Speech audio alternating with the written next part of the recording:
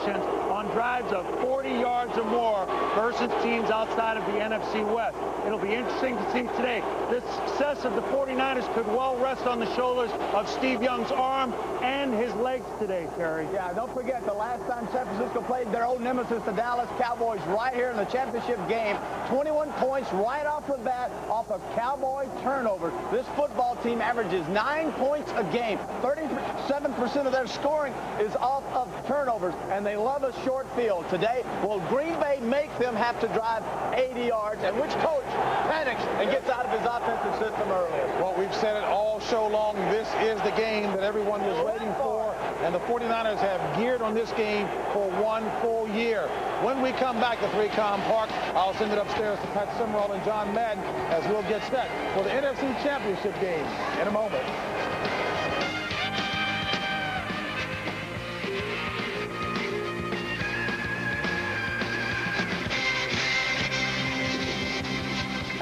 It's the battle we've all been waiting for as the defending champion Green Bay Packers take on the San Francisco 49ers. Pat Summerall and John Madden are ready to bring you all the action. Let's send you upstairs to them. Gentlemen.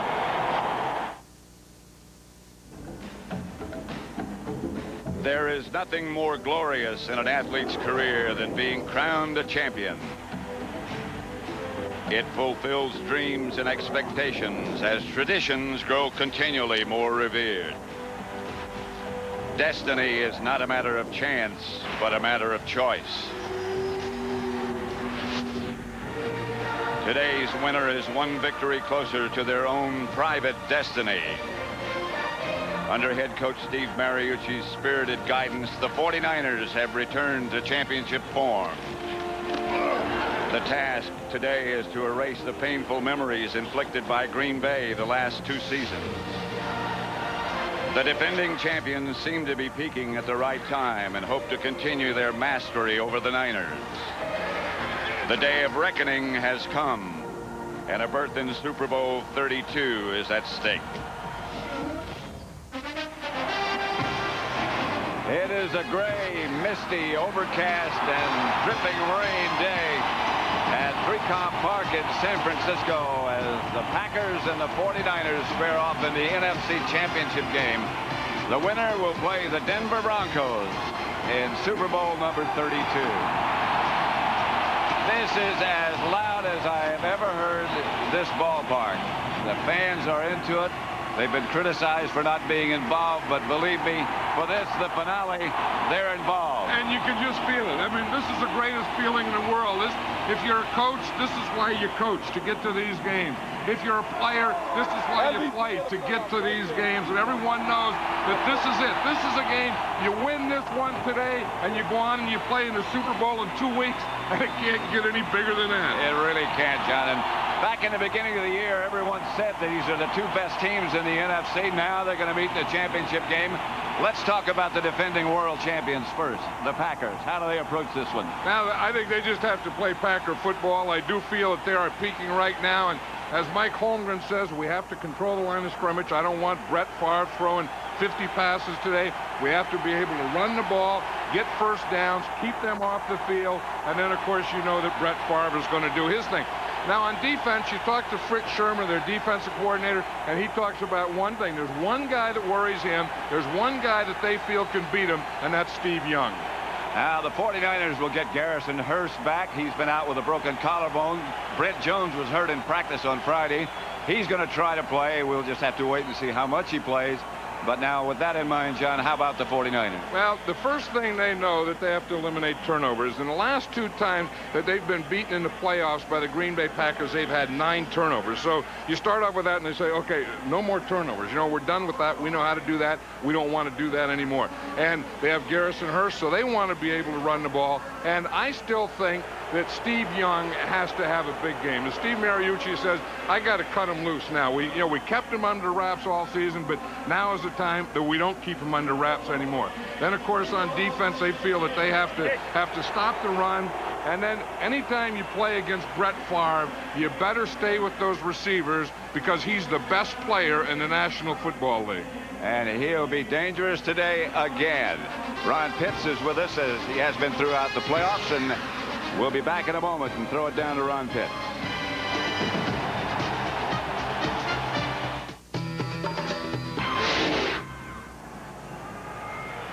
Welcome back to San Francisco. You know, you look at the Green Bay Packers and the San Francisco 49ers, you see that they have a lot in common between coaches and players. Holmgren coached out here. He coached Steve Young. Steve Mariucci, the quarterback's coach back in Green Bay, he coached Brett Favre. But ever since Mike Holmgren took the West Coast offense back to Green Bay and had success, this thing has turned into a huge, heated rivalry. This week, Mike Holmgren, he came out and said, I love Steve Young like the son I never had, but if he leaves the pocket, I got to pound on him and punish him.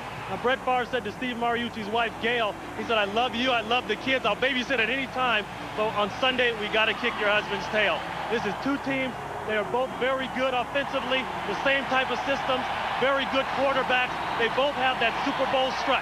But like they say in the NFL, if you don't have the ring, it don't mean a thing. Pat, let's go back up to you and see who's going to get another shot at the ring. All right, Ron, thank you very much. The Packers are 5-3 on the road. The 49ers have yet to be beaten here at 3Com Park. Brett Favre will rest as the 49ers have won the toss, and they send Chuck Levy back for Ryan Longwell's kick. I'll tell you, Pat, this wind is really a factor here today. And I was watching the pregame warm-ups, the kickers and the footballs going in the air, and there were some ugly-looking sights. And I was down on the field, John, before the game, and there's some ugly-looking spots on this field as well. So we may see a great football game played in some ugly conditions. Longwell's kick hangs up at the 2 to Chuck Levy. Levy breaks out of the pack on the opening kickoff. Longwell. And there was a flag, I believe, on the play on the far side of the field. Mike Pryor made the stop as he and Longwell were the only two men to beat. Going to be against the 49ers, an illegal block in the back, as there usually seems to be.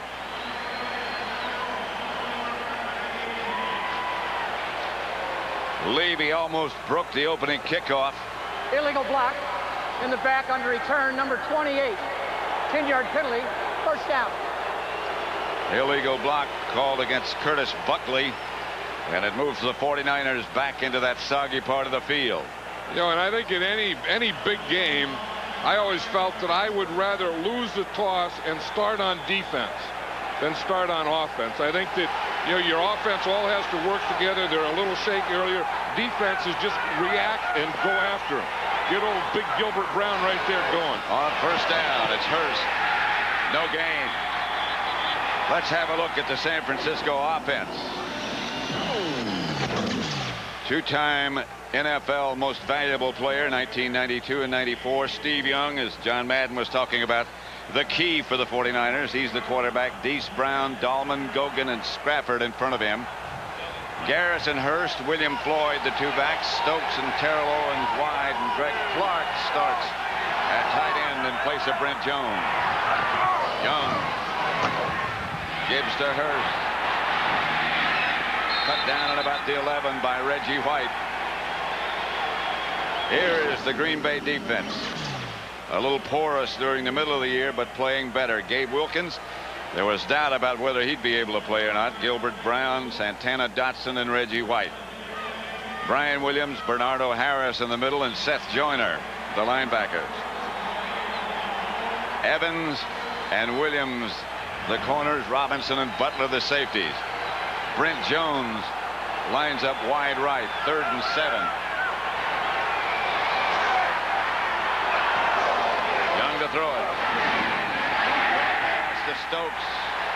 Got him at first. Tyrone Williams brought him down. That's what they do. The 49ers line up in a look that looks like 4 wide receivers, but one of those wide receivers is Brent Jones. J.J. Stokes was the outside guy, and he's just going to run a slant. You see, you got a guy here, here. These are the 4 right here, and here's the slant. You just come right here, get right inside, and hit that ball right there. See, here it is with a closer look. You see, once you get inside right there, Steve Young knows that he has a first down. 49ers put Owens in motion. Young outside. Owens gets away from 1. Picks up about 4. Both the 49er receivers are big, tall, strong guys. Yeah, and, you know, that's one of the things the 49ers have been trying to do for years. You know, move their wide receiver along. Of course, that started with the great Jerry Rice. You know, you don't just leave a wide receiver out right or left. You bring them in tight. You put them in motion. You put them in the backfield. And that's exactly what they did on that play with Terrell Owens. 2nd and 5 for the 49ers. Opening drive, and the rain comes just a little bit harder. Packers show blitz. No flag. That's Hurst. Short of the first. You know, it's interesting, Pat, that the 49ers script their offense, so the Green Bay Packers are going to script their defense. So Fritz Shurmur is just rolling them. He's just running guys in and out. In fact, on that one there, they were in what they call their 3-3 nickel. And that's where Seth Joyner, instead of being a linebacker, he lines up over a guard, and he becomes a pass rusher. So 3rd and 2 now. I was just saying, Fritz Shurmur says, if you're going to script, I'm going to script, so at the end of your scripting, you won't know what you're going to get anyway. Again, 3 wide receivers. Extra defensive backs for the Pack. Owens underneath gets another 49 first down. From wide, he cut underneath Brett Jones.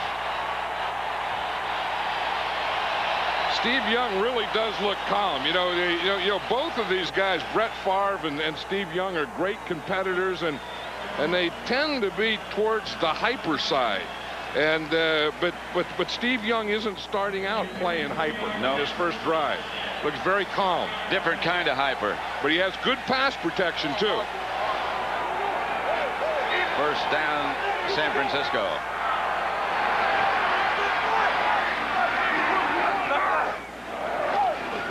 Young keeps it, drops it out to Greg Clark. Clark gets across midfield. Stopped finally by Seth Joyner. That's why you have to be able to run a little, because then you can run the bootleg, and that's what Steve Young is the best at. What you do is you get both backs going this way. Steve Young makes that fake, then comes out here on the bootleg. Now, if you react to the backs going this way, watch when the back comes this way, on the fake there, and you get the lineman pulling, then the Packers all get caught that way, and then he can come out and hit his tight end, Greg Clark. Both guards came out in the opposite direction. I know, and it's hard for a defensive lineman when you see the back go that way and both linemen going that way. It's hard for you not to go that way. Young to Hurst, lost a yard. Had a problem with the exchange early. And they have a problem with that 8th man up, too. You know, anytime that you start to run, you're going to get a strong safety up there. You're going to get Leroy Butler up there. Now watch where Leroy Butler is, and this is a run blitz. It looks like he knows what the play is. Yep. He blitzes right into the hole that Garrison Hurst is running in. That's the old 8-man up, and when that 8-man up is like Leroy Butler, he's as good as most linebackers when they're in that hole. 2nd and 12. San Francisco at their own 47. Hurst goes in motion this time, and now he comes back. Stays in the block, screen pass coming to Hurst. And the Packers had it red. Santana Dotson. They're really, defensive linemen are really getting good at reading screen passes. And more teams are running screen passes. And I bet you it just seems like watching them this year that 3/4 of them don't work. I think the linemen feel if the quarterback is going to get rid of the ball quickly. Now watch Santana Dotson here. He just stops rushing. He feels that guard. Ray Brown goes out. He sees Garrison Hurst go out, so he just stops. It used to be guys would just rush right towards the quarterback and he'd throw that screen. Now they see it or feel it and they go to the screen. 3-man front, but Seth Joyner gets down and he's going to rush, and now a flag. This is what Fritz Shurmur calls his 3-3 dime. Ball start. Offense prior to the snap, number 81. 5-yard penalty. Still 3rd down. Owens jumped.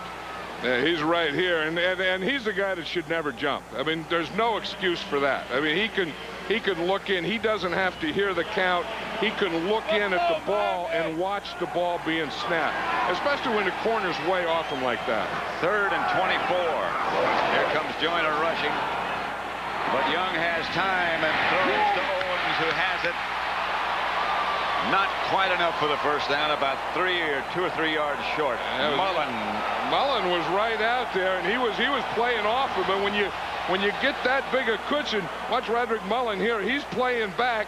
And now as he starts to drive off, he drives him back. He gets his shoulders turned, and then Owens can make that move to the sideline. Had Owens taken about 3 more steps, though, before he made that move and knew where that first down stick was, the 49ers wouldn't have to be punting in this situation because Steve Young did have plenty of time.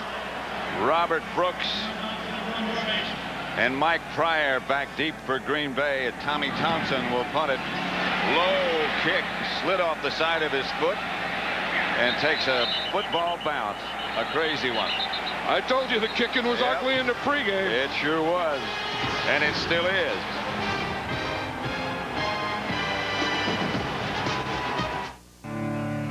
Now official beer sponsor of the NFL. By Nike. And by Hertz. For business, for pleasure. Nobody does it exactly like Hertz. A windy, murky day in San Francisco. The NFC Championship, 0-0. The Packers' first possession. The winner to play Denver in the Super Bowl. Quick count. Favre drop. Caught by Brooks. Brooks crosses the 40. Rod Woodson made the stop. Let's look at Green Bay's offense, led by 3-time most valuable player, 3 in a row, Brett Favre. In front of him, Verba, Taylor, Winters, Timmerman, and Dotson. There was doubt about Taylor, but he started. Levens and Henderson, the 2 backs. Freeman and Brooks wide, and Mark Shimura, the tight end.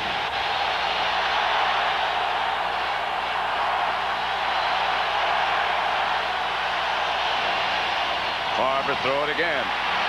Brooks again, incomplete. Flag on the play. Flag on the play. Yep, you know where they're looking. They're looking to Brett Favre's right, and that matchup he has over there is Robert Brooks against Rod Woodson. Threw it on the first down, came right back, and threw it the next time.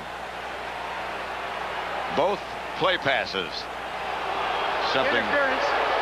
Defense, number 26. They can't tag the referee. You're going to see, here's Rod Woodson right here. Here's Robert Brooks. And you see, he turns Woodson around. And when Woodson gets back, he gets that right hand on that right shoulder while the ball's in the air. 1st and 10, Green Bay at the San Francisco 35. 4 wide receivers set up this time for Green Bay. Favre underneath. Again, Brooks. To about the 26. Let's have a look at the 49er defense. Solid veterans, Dolman, Stubblefield, Young, and Barker up front. Norton, Plummer, and Woodall, the 3 linebackers, all familiar names. Marquez, Pope, Hanks, McDonald, and Rod Woodson. 2nd and 2, Green Bay. They've yet to run it. Levens is deep.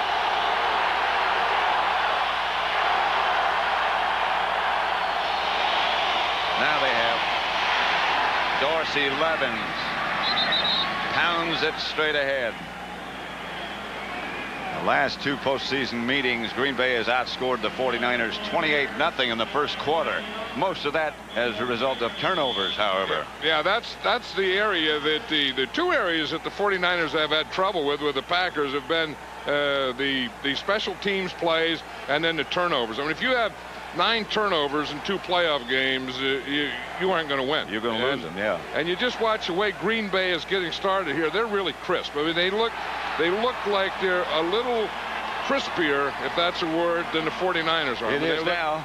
Especially their offense against the 49er defense. They're beating them to the punch. They're getting off first. Favre has gone on a quick count a couple of times. Yeah, Favre is a master at that. He's become a master at that, at changing up the count. You know, going from the quick count to a long count to a hard count. Really using his count to keep that defensive line from getting a lot of penetration quickly. 2 tight ends. 2 wide receivers to the right. Brooks and Freeman. The screen pass goes to Levens. Caught from behind by Stubblefield. You want to see an interesting thing is on the screen pass, one thing that the tackle to the side of the screen, that's going to be Ross Verba here, he has to cut his guy to get his hands down so you can throw the ball over him. Now watch Ross Verba here. He's looking in for the count, but watch how he goes like he's going to boom. He cuts Chris Dolman right there. That gets him down. then you can throw that screen pass out there. And that would have gone for some good yardage had it not been for the effort by Stubblefield. 2nd and 10. Levens. Dorsey Levens to the 20. Yeah, we talked about Leroy Butler being up there as a strong safety for the Green Bay Packers, and the same thing is true with the 49ers, but it's Tim McDonald. You know, anytime that you're having trouble with your front 4 and linebackers, your front 7, you have to get that strong safety involved. And the strong safety for the 49ers, number 46, Tim McDonald, he's the guy that made that play on that run. 3rd and 6 at the 20. Frank Winters, the offensive center for Green Bay.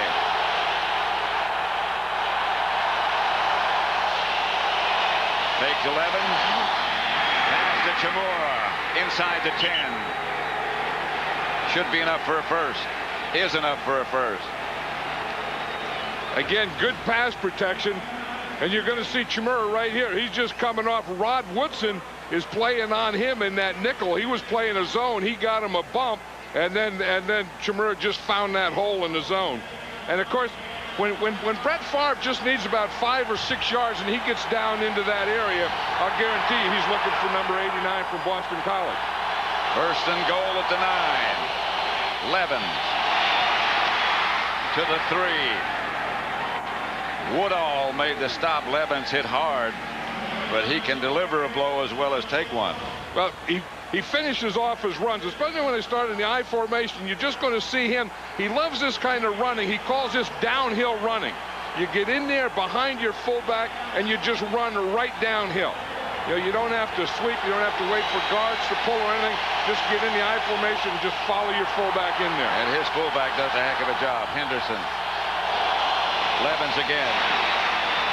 Jams it to the 1. Plummer on the bottom of the pile. Yeah, this is going to be a heck of a matchup in here. I mean, you have Bryant Young here, Dana Stubblefield here. One of the best tandems of defensive tackles in football, and they are tough to get movement on, and they are tough to run at. I mean, we know that Green Bay is tough to run at with Gilbert Brown, but I think when Bryant Young is playing and healthy and Dana Stubblefield is playing healthy, they're equally as tough to run in the middle line. 3 tight ends for Green Bay. Favre. The pass was deflected.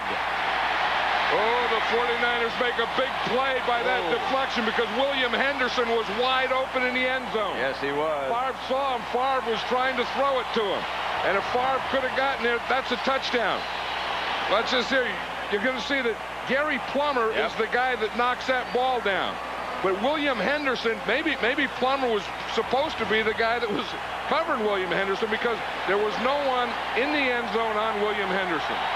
Ryan Longwell, who was with the 49ers, hits for the Packers and puts them ahead 3-0 from 19 yards out. Green Bay 3, San Francisco 0.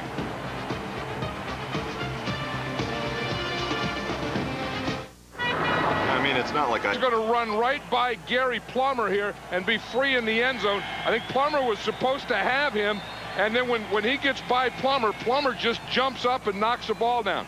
But watch Henderson here. He's free right here in the end zone. Favre sees him and tries to throw it to him.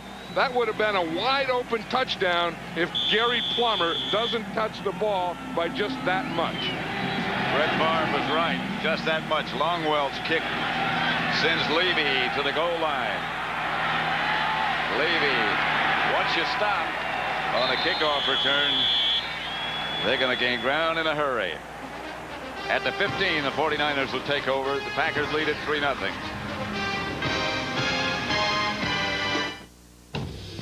3, San Francisco 0. These aerial pictures courtesy of the Goodyear Blimp Eagle based in Carson, California. Recently, by the way, Goodyear has doubled its blimp fleet to 6, adding 2 in Europe and 1 in South America. You know, it was interesting when the Packers got here yesterday and they didn't have a place to practice. They went down to Moffett Field and they practiced in Hangar 1, and in Hangar 1 they can put 12 blimps. It's a big hangar. Owens makes the catch from Young, picks up about 7. That was an interesting formation. The 49ers came out in that 4 wide receiver look, and they usually do that on longer yardage, but they can see they got a receiver here and here and here and here, and they spread them out and made them play dime on first down. Usually that's a second and long or third down offensive formation. Young hasn't missed. This is Hurst, and there is nothing there for Garrison Hurst. Brian Williams led the Packer defense. Yeah, that's one thing about that Packer defense, that they do have speed at linebacker. We know with Brian Williams, he's one of the fastest linebackers in the league, and he's hard to get away from because of the speed. And then the other thing is their defensive secondary are good tacklers. They don't have many guests or any guests back there. They all tackle well.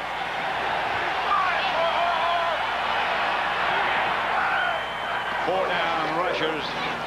Young wheels it outside. It's caught by Hurst, and Hurst knocked out of bounds by Tyrone Williams.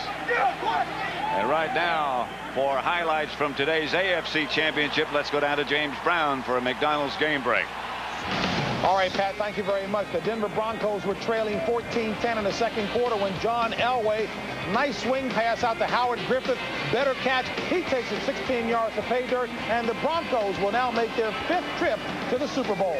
Back to Pat and John. Heck of an effort by Denver. Thompson back to punt. Another poor kick. The wind really got this one. The first punt was 19 yards, and this one is a little bit better, but not much. And the Packers better get away from that. You don't want to be standing around when that ball is flopping around in the ground.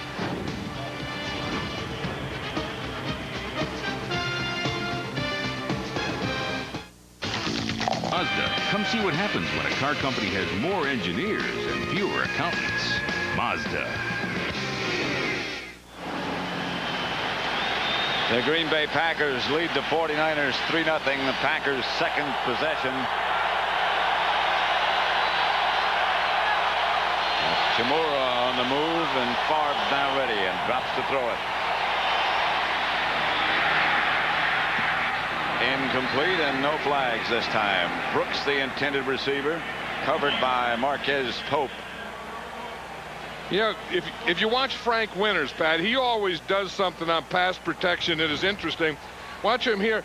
If he's going to block to his right, he'll put his left hand out there. So really, he helps both ways. See, now, he has a snap in. Now, watch his left hand go out there. See, that's to help on that gap here. Then he's looking to help on this side.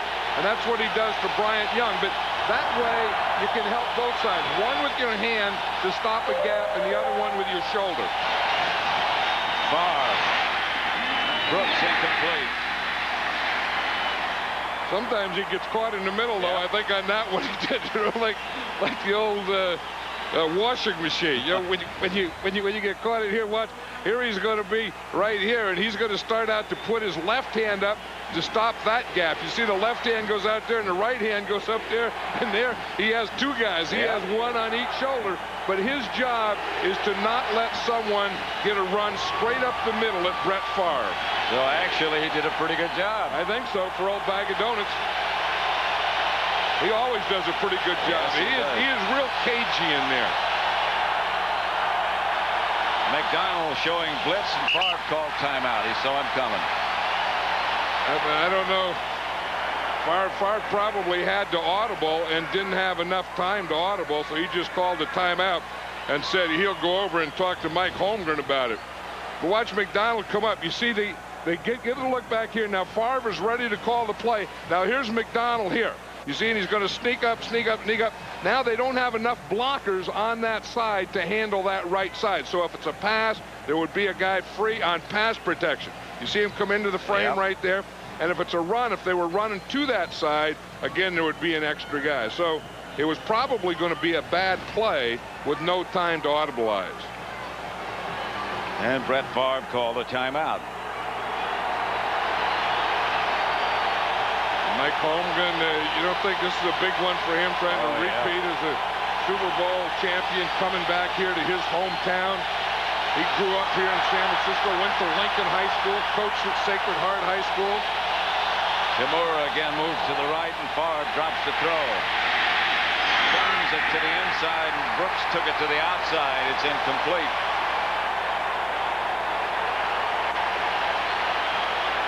Are they hugging? Good coverage out there by Marquez Pope. Marquez Pope is a very physical guy. Now that's a look, Pat. Yeah. That's a look like a fighter in the 12th round of a heavyweight championship fight. A little bit of grass, a little bit of mud on the helmet. It looks like a big cut over the left eye. They're trying to hold together with that blue stuff. Is a good one. Handled by Levy, and Levy is taken down by the Packer cover teams at about the 13. Favre and Kevin Green. Remember last week, Brett Favre was doing that with Warren Sapp, and Mike Holmgren didn't like it, and he talked to Brett Favre about it. But once the game starts, Brett Favre is the type of guy, he's just going to play. And when someone hits him and knocks him down, it was Bryant Young who really knocked him down, he's going to give him a head slap. And then you know, Kevin Green, he loves to headbutt. In fact, there was one game this year when Kevin Green wasn't suited up. Remember that? Yep. He was in street clothes on the 49er sideline. A 49er made a great play, and he gave him a headbutt with his raw head. Well, he's got a lot of hair. Yeah, but a headbutt was square in the forehead with nothing there. But when you give a headbutt with a raw head, you have to be a wrestler. That was Garrison Hurst straight ahead for a couple of yards. You know, that's the way Brett Favre plays. And I know that, you know, sometimes Mike Holmgren figures that, you know, he gets carried away and he takes it too far. But if you take that away from Brett Favre, then you don't have Brett Favre. That's the end of the first quarter. Green Bay leading 3-0. Mike Holmgren doesn't look like he has the lead, does he? Only by 3.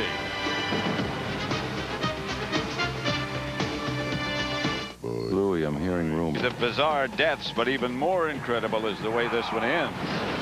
Don't miss an all-new episode of The X-Files tonight at 9, 8 Central, here on Fox. Green Bay 3, San Francisco nothing.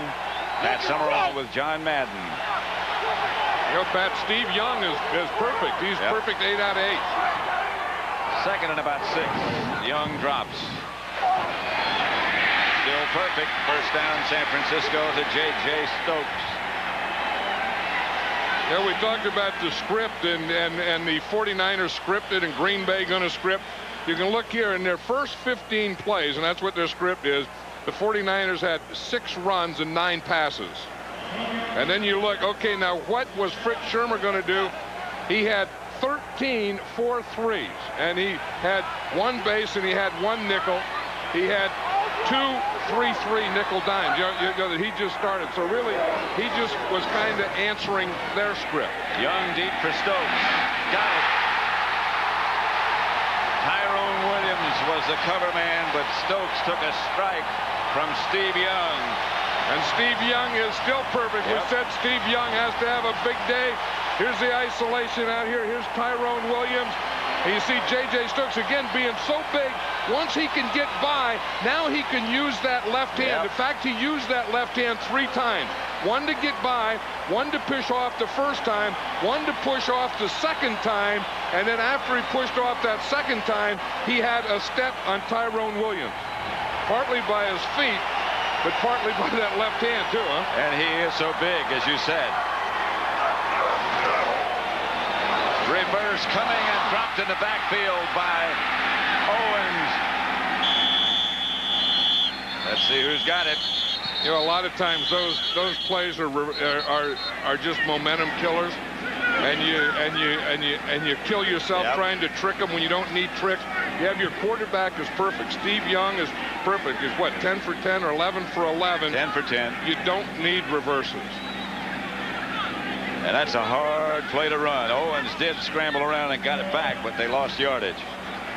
This is always a tough thing, you know, because you get a guy taking ball handling who isn't used to it.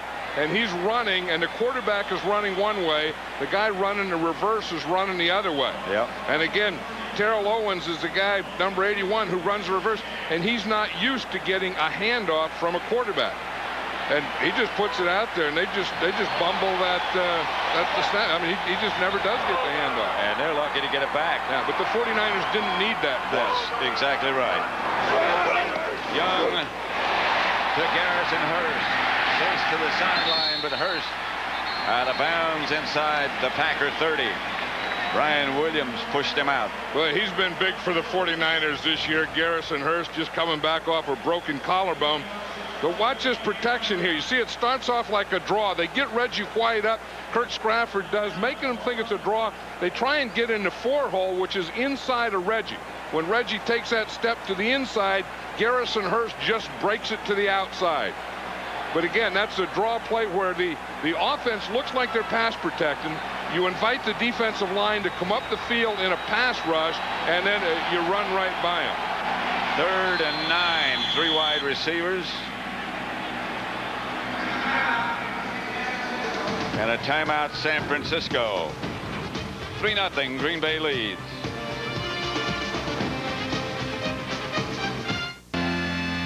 The cars more Americans trust. By American Express. Wherever you are, whatever you're doing, American Express helps you do more. And by Dr. Pepper and your local Dr. Pepper bottler. Dr. Pepper, this is the taste. Cable cars of San Francisco on a slippery day. 3-0.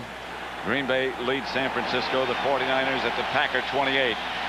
Green Bay's in that 3-3 dime, Pat. Here's where Seth Joyner, most of the time, will become a pass rusher. Blitz came off the corner. The pass is intercepted by Eugene Robinson. Young's first miss, and Robinson's got some room. Eugene Robinson still on his feet. Out of bounds at the San Francisco 28 by Chris Dolman. Eugene Robinson just ran out of gas down there. But again, they start with that 3-3 dime that we talked about. That means that they have 3 defensive linemen, and then they're going to have their 6 defensive backs. And you see that they have the whole thing covered. So they have 2 safeties back here. So they instead of blitzing, they kind of fake the blitz and they stop. And you see Steve Young throw the ball, and Eugene Robinson, he got a jump on it because he knew that he had a defender behind him. Now watch Robinson. He grabs Brent Jones a little there and then jumps in front of him. And just ran out of gas at the end of the run, as you said. First down, Green Bay at the San Francisco 28. Levens. And Levens gets only a yard. You know, Steve Young was almost, well, he was perfect up until that point, and then we go back to what are the problems that the 49ers have had with the Green Bay Packers over the years, and it's been turnovers. Well, they almost had a turnover on that reverse to Owens earlier, and then Robinson made the play covering Brent Jones. And that's the thing Steve Young was talking about. He said, when we move the ball, we have to get 7s, not 3s, but even worse than 3s is nones. Favre looks inside, hits Freeman. Antonio Freeman puts the Packers ahead further. You talk about big receivers, and what Antonio Freeman did is he just got inside of Marquez Pope. And that's that slant pattern. And he beat Marquez Pope. That wasn't something he did down the field. He did it right off the line of scrimmage. Line of scrimmage. You're exactly right.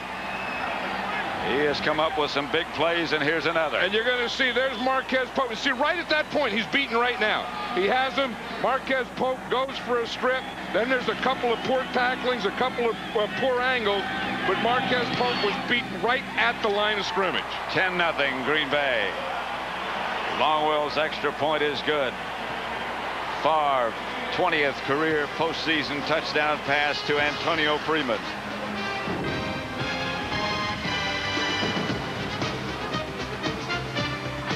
I believe that if you really go out and do exactly... Now watch Burton Hanks, bad angle. Now watch Rod Woodson. That was a whiff. So part of it was right off the bat. It was Marquez Pope. Then it was Burton Hanks. Then it was Rod Woodson. Longwell's bouncing kick, fielded by one of the wedge blockers, Frank Pollock. No, watch Marquez Pope, Pat. That was after he had missed that, and then he went for the strip and missed that. Marquez Pope, that's his reaction, because he knows that play cost him a touchdown. Then you look at the winner, how he reacts. It's raining.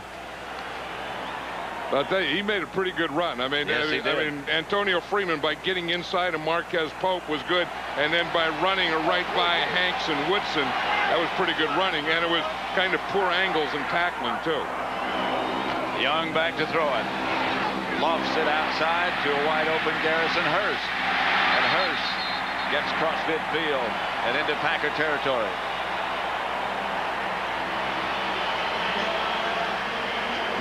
It was interesting, that last play was a first down nickel. But you look at this, Pat, in the last 2+, including this game, postseason meetings, Green Bay has scored 31 points off of 10 San Francisco 49ers turnovers, and that's what that one there was, where Robinson intercepted it and then went down and scored. Just under 11 minutes left in the first half as Young again gives to Hurst, and the Packers are there in a hurry, led by Gilbert Brown. Yep, the old grave digger, he gives the old shovel move.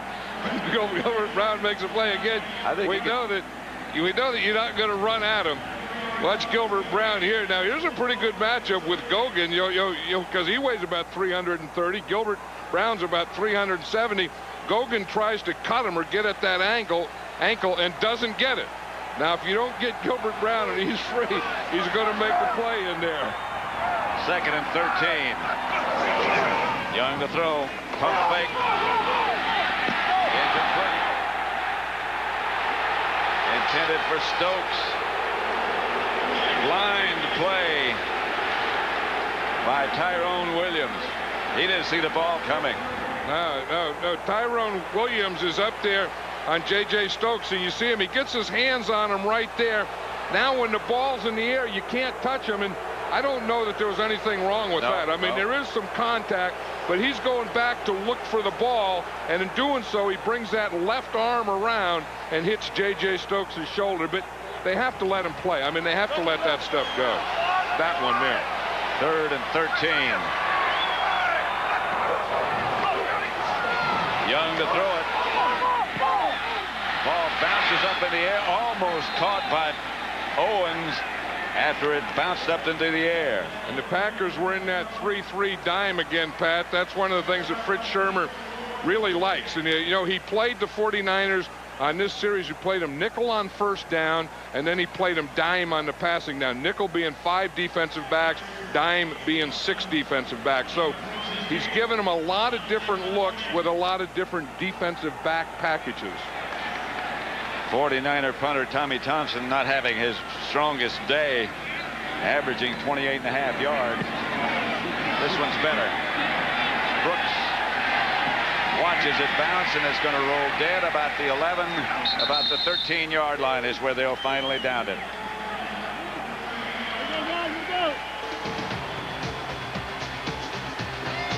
Sometimes you just can't quite get there.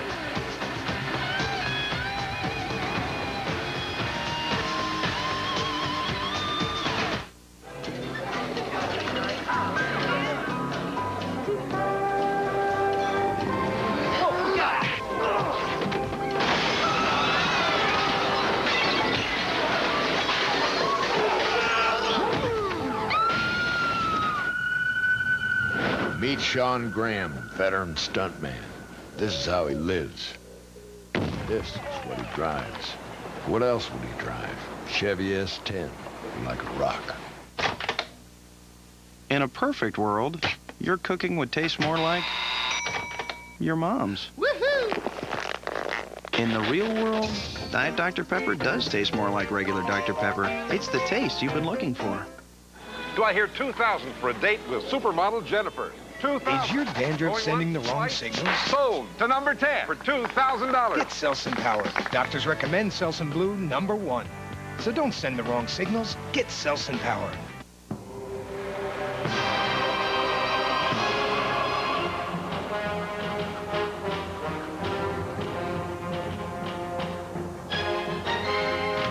It is a test, not just of strength, a but of the power of the mind.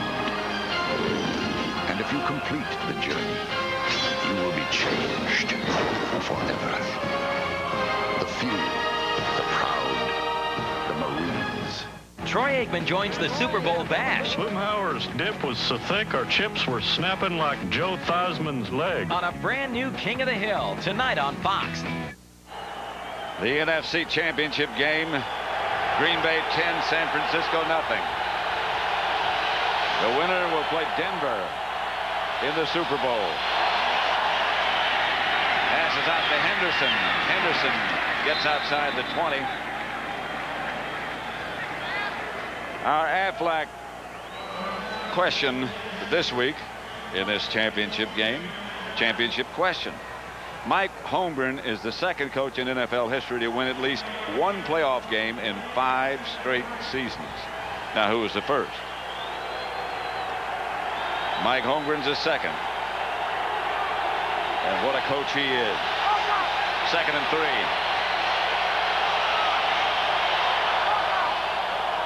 '49ers crowding the line of scrimmage. This is Levens. Levens hammers for a first down outside the 25. And here's the Aflac trivia question again.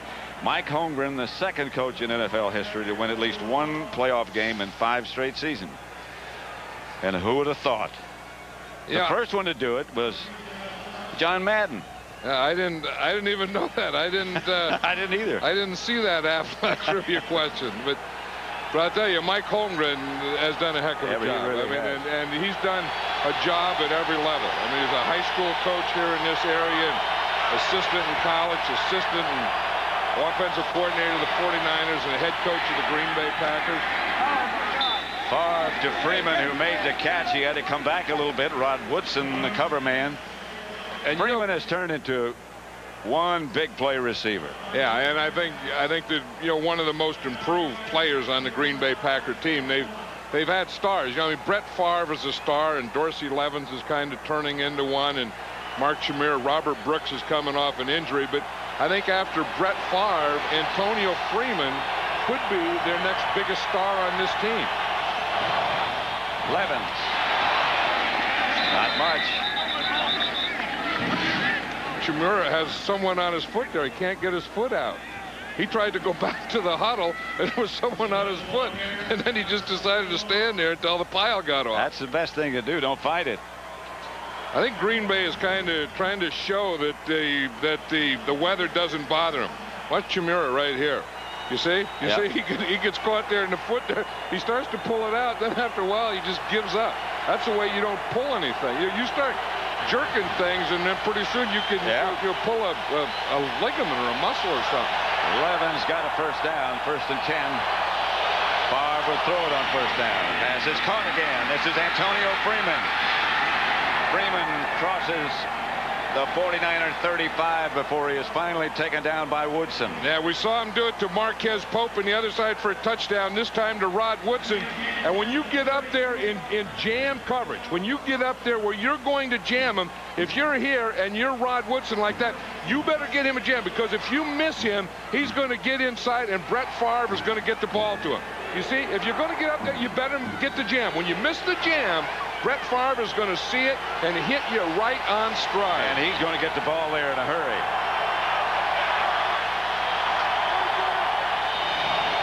Hand off to Levens. Dorsey Levens bangs to the outside and gets close to the 49er 20, a first down. You know, this was something that we're seeing here, Pat, and I saw it right in the first series, that the Green Bay Packer offense is getting off first. And you just see everyone is getting off, and they're beating the 49ers to the punch. They started on their first drive, and they've been doing it on every drive. That they're just a half a beat quicker on offense than the 49ers are on defense. They're taking it to them on the pass protection, on the pass patterns, and on the run blocking. And Levens, as has been said many times, gets stronger and stronger as the game goes on. Yeah, if you don't like him now, just wait a little while. Favre drops to throw it. Maybe. Back across the field to Levens. Only Brett Favre can do that. Out of bounds inside the 10. And the Packers will have it. But look at Brett Favre's jersey, Pat. He's clean. I mean, he has pass protection. Part of that is that he can make those moves, but part of it is there's no one there. I mean, I mean, he's back there now. He has time, and he'll look and look and look and move and move and move. That's way too much time to get Brett Favre. If you give him that much time in or out of the pocket, he's going to kill you. He didn't quite get to the 10-yard line. Watch this. You see the 3-on-2. If they're going to get pressure, they have to get pressure up the middle. And I'll tell you, Frank Winters, Aaron Taylor, and Adam Timmerman did a great job on that pass protection. They can make a first without scoring. That's Dorsey Levens, and he's going to be taken down for no gain by Roy Barker. Roy Barker's an interesting guy. You see, sometimes he doesn't even get down in a 3-point stance. On that play before, he just stayed up there in a 2-point stance, and he gives them a little pass rush, but really gives them strength with a running game at the point of attack. And sometimes they'll bring in Kevin Green to get a rush from that position, but he gives them a 290-pound defensive end that gives you a point on that left side. They can make a first down without scoring. 2nd and 10. Oh, that's Earl Dotson. Earl Dotson moved early. That's that snap count. You know, one thing that Brett Favre likes to do is go snap count. Ball start. Offense, number 72. 5-yard penalty. Still 2nd down. He'll go quick count. Here's what I was talking about Roy Barker. You see him, he's a defensive end up in a 2-point stance, and it was Roy Barker that made Earl Dotson move. He started to take a step, and he can do that. The defense can do that as long as they don't get in the neutral zone. First Green Bay penalty, and this is their timeout. They have one left.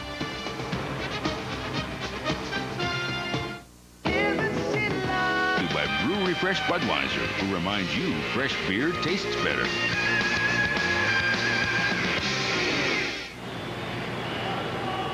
The NFC Championship game at 3Com Park. Packers leading the San Francisco 49ers 10-0.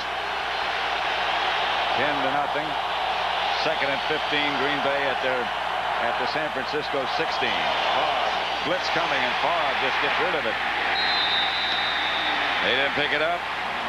Yeah, that was Tim McDonald again. Remember the last time Tim McDonald started to sneak up there. Here's Tim McDonald. He started to sneak up there. Brett Favre called a timeout. This time Tim McDonald times it perfectly. You see what happens? They're trying to run a screen pass to that right, so the line are pulling out, but Brett Favre has to watch. He has to wait. That's what it looks like to Brett Favre. He knows that he has a screen pass developing to his right, but he also knows that 46 is breathing down his neck. 3rd and 15. Blitz again. Favre throws it away again.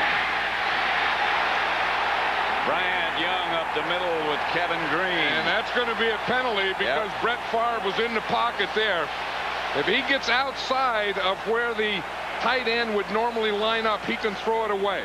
If he's not outside that area, he can't throw it away. Dick Hantak is the referee. Brett Favre is arguing that there was a receiver. Offense, number 4. That might have just taken him out of field goal range. See, now if he is in this area here, in this pocket area, he cannot intentionally ground the ball. If he gets outside of that area, then he could intentionally ground the ball. But you watch where he is. You see, he's going to be inside that tight end area. So he's getting the pressure right there. Bryant Young is in the middle. Kevin Green is there. He throws it out to the right side, and there's no receiver there. Mike Holmgren and Brett Favre do not agree. Dick Hantak. Maybe Brett Favre did talk one of those officials in to say that there was a receiver out there. Maybe so. Because that is also automatic loss of down. And as I said, that might have just taken him out of field goal range. With the wind like it is today and the ball wet. Well, it would be right here from the 30. It's a 47-yard field goal. This is Derek Mays out there working on Tyrone Drakeford. He slides and falls down, but again, That was a straight bang. I mean, he had no time at all. 47 yards away. That's not going to get there. Wide right. The 49er crowd proud of the defense. Well, of course, the 49ers being down 10-0, they haven't had a lot to cheer about today. There's Steve Mariucci. He doesn't need a lot of officiating out there. He had an early call, didn't he? Mike Holmgren is still complaining about that.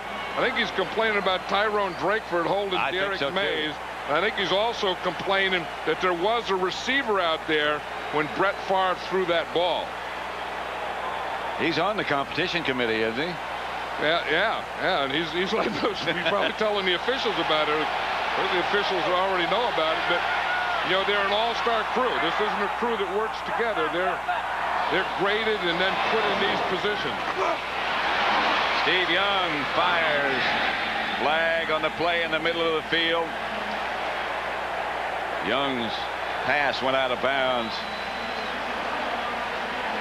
But a flag right at midfield. Brent Jones is amazing that he's playing today, Pat. He is, really. I saw him Friday when we both saw him at practice Friday. Yeah, he injured his calf, couldn't walk. Defense, 5 yards, automatic first down.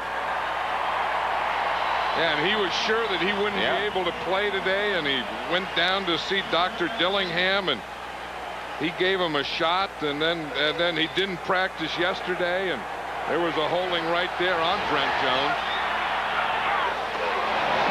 Inside handoff, and this is William Floyd. Right now for highlights from today's AFC Championship game, let's go down to James Brown for McDonald's game break. All right, Pat, John Elway is hungry to close out his career with the Super Bowl victory. It happens because of this as he hooks up with Ed McCaffrey with time winding down in the first half. Denver beats Pittsburgh at 3 Rivers. The Broncos head to the Super Bowl. Back to Pat and John. And the winner of this game will play Denver, 2nd and 7. Young back to throw, gets it down the middle. Pass is caught by Brent Jones. And he was so distraught after Friday's practice. He said, Mike, what a way to end my career. Yeah, because he's announced his retirement. Yeah. This is going to be his last year. He gets hurt on a Friday practice. They take him off in a cart. And he didn't think that he'd be able to play today. But you know, if you just know Brent Jones, he's done so many things like that. I mean, this year he's had a broken leg and he's come back and played with it. He played with a broken wrist. He's had a concussion. Now he has this calf thing. He is one tough guy. Who doesn't look tough. They fake that reverse again. And they have Floyd. And William Floyd goes out of bounds, covered by George Kuntz. There is a flag on the play, too. Yep. Going to be holding against the 49ers. And whatever they do, they're just shooting himself in the foot. Every time they get down there, something happens. Holding. Offense, number 66. 5-yard penalty. Kevin Gogan. Yeah, here's Kevin Gogan right here. And you just watch his right arm. You see him grab him. He grabs Seth Joyner right there. That's what they saw. I don't know about that, but I always taught my guys that if you're playing against someone with white jerseys, don't wear dark gloves or tape because they're going to see it on that white jersey. Now, look at Kevin Gogan. You see that dark part? Yep. That's the part they saw. You should have all white against a white jersey. You were even looking to deceive him, right? Pass intended for Brent Jones. He got a hand on it, but was hit in the back hard. I was just looking for my fair advantage, but sure. I thought, you know, don't give those officials any fair advantages. Watch Brent Jones here. I mean, he gets the biggest hits I think that I've ever seen against a guy. I mean, he had a tough guy. Yeah, I mean, he had one last week where, in fact, it was the cover of Sports Illustrated. Yeah. Where he got knocked heels over head. Or vice versa. What? His head was down, his heels were up. Young comes out of the pocket, scrambles out. Flag on the play. Young's going to take off. Steve Young down the sideline, slides at the 40, but the penalty marker's way back. Santana Dotson still standing back there. It's going to be against San Francisco. And they were just getting going, and the crowd was getting into the game. The Packers had missed a field goal. The 49ers started moving the ball. Then a holding penalty. Then boom, another holding penalty. Lucky Steve Mariucci's a young guy. Holding offense. How long do you think that'll last? Him being a young guy. Behind the line of scrimmage. The end of the play was beyond. We will enforce from the previous spot, 10 yards, third down. Replay the down, second down. The first one was Kevin Gogan holding. That one was Terry Kirby holding. If anything, it's raining a little bit harder now. I would think that'll make it more difficult for San Francisco to come from behind. You know, Brett Favre brought up an interesting thing about the way Steve Young passes a ball, that he puts the ball in the palm of his hand, and he can be a good bad weather passer. Three-man rush. The pass is caught, juggled, but caught by Owezike. And that'll be the 2-minute warning. 2 minutes to go in the first half. Green Bay 10, San Francisco nothing.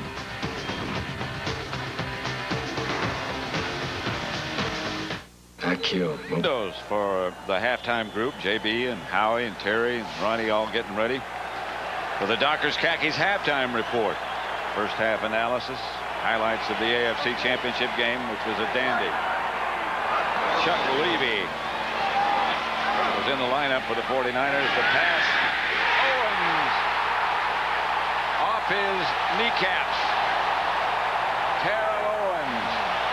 And Tyrone Williams was on him. They were in that 3-3 dime we talked about. Here's Terrell Owens right there. There's Tyrone Williams. He gives him a little move, gets beyond him, and Steve Young makes a perfect throw. What a good throw that was. And now Steve Young and the 49ers have to think that they have to get the ball in the end zone, because they were down there in the 28. Yep. Remember, and he threw a interception. Floyd caught the ball to the 22, and they had the penalties. Now this is the third time they've been down there. Right at the 10-yard line. First and goal. Young drops. Stokes is out of bounds. Made the catch, but couldn't get them both down. These guys are making some catches for Steve Young. J.J. Stokes and Terrell Owens. But Stokes here again. Again, you have to catch the ball and have both feet in bounds. There's the left. Now does the right foot come down? No, the right foot was out. Crowd boos. Yeah, well, Steve Young is looking at it on the big screen here too. Everyone reacts. You know, it's not just the receivers and the quarterback. This is how the big old guards in there react that have to block Gilbert Brown. Ray Brown. Here's Young back to throw again. Fires, batted back. Deflected. That was deflected by Gabe Wilkins. You know, as of yesterday, they weren't even sure that Gabe Wilkins was going to be able to play.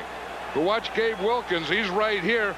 He gets a little push right there, and then gets as far as you can, and then get your hands up. That's what they teach you. That's exactly what they teach you. You know, not only now wait and time that thing and get up, and what you do is you take a passing lane away from them. Third and goal at the 10. Brent Jones and Owens go left. Stokes is out to the right. Steve Young was saying yesterday, we get down here, we have to get 7s, not 3s. Steve Young out to Garrison Hurst, who drops it. He was at the 6. Couldn't hang on. I don't know what kind of play that would have been anyway, because that wouldn't have given him a touchdown, nor would have given a first down. So he must not have had anything else, because to throw that out there, you have to believe that they're going to miss a bunch of tackles. And I think that even had they completed that ball, they still would have had to kick this field goal. Anderson, Gary Anderson with Thompson holding.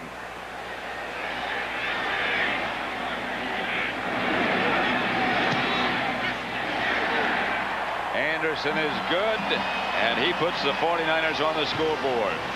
It's 10-3, Green Bay. Flight 57 now boarding. Hey, Junior, we don't want to miss our curfew. Pick up guys. And we just pick them up, we put them on, and let them do whatever they want to do. That's how you don't get bored on the bus. Yeah, I just have them coming and going. Wherever we go, we'll pick up someone. Like there goes Brent Jones into the locker room, and you know, this is 1998 medication. Yep. And, 1998 medication will do wonders. He was almost in tears Friday. Yeah, and I think he was in tears as much for the disappointment, you know, ending a career by having to stand in the sideline and not even being able to compete in the game. Been a great career for him. Signed as a free agent, drafted by Pittsburgh. 12 years. Went locally to school here at the University of Santa Clara from San Jose, so he's doing all this thing in a local area. That's Antonio Freeman returning the kickoff, and he gets out to about the 27-28. One of the world's most enduring symbols, the Goodyear Blimp Eagle, based in Carson, California, has been providing these aerial pictures. A little tough to see today. For a look inside the Goodyear Blimp and how it maneuvers, try its website, www.goodyear.com. Wait, you would do a website to see what the blimp's doing? I think that's the only way you can find it. Where's the camera anyway? Is that right there? Yeah. That's a camera, huh? So it's not even up in the blimp. The camera's under the blimp. Bob Gibbs to Levens. Levens just keeps pounding away to 35. That's that old counter tray, and you know, these guys are really good in the last 2 minutes. If you look at the last 2 minutes of the first half, they've scored 7 touchdowns and 6 field goals. They have 1 timeout left. And you know, I mean, so much of that is Brett Favre. I mean, you know, that he's not only, you know, such a strong-armed quarterback, but he's very daring. I mean, he's going to go out there and he's going to challenge it. And he's not ready just to let a clock roll out. They got Tyrone Davis in the game, and here's Favre to challenge. Going deep to Freeman, who makes catch. There's a flag on the play. Freeman gets to his feet. Antonio Freeman between 2 49er defenders, but flags on the play. And that's Brett Favre, and it's going to be against the 49ers. You know, the clock is running down. A lot of guys, they'll take a knee, they'll run the fullback in, they'll do something. Not Brett Favre. Like I said, it's the end. He's going to challenge it. It doesn't make any difference what the situation. He'll challenge it. Defense, number 23, penalty decline, completed pass. Call against Marquez Pope. First down, Packers. Timeout, Packers. Yeah, I think with 3 seconds, I think what they have to do is they're going to have to kick field goal here, try a field goal. Longwell's out on the field. Yeah, I mean, they could they're only going to get 1 more play, so if they don't take the field goal, then they would have to let Brett Favre try and throw one into the end zone. Don't forget to stay with us at the half. The Dockers Khakis halftime report coming up. JB and the group on the scene. You know, it's always tough to, you know, the crowd. They always try and get the crowd in. They say this, you know, here in San Francisco, the crowd's not loud. But plays like that will always quiet a crowd. You know, that the home team has to give the crowd something to yell about. I mean, they can't be yelling when the pass is in there. Now they can yell, you know, don't make the field goal. This one's going to be from 43 yards out by Longwell.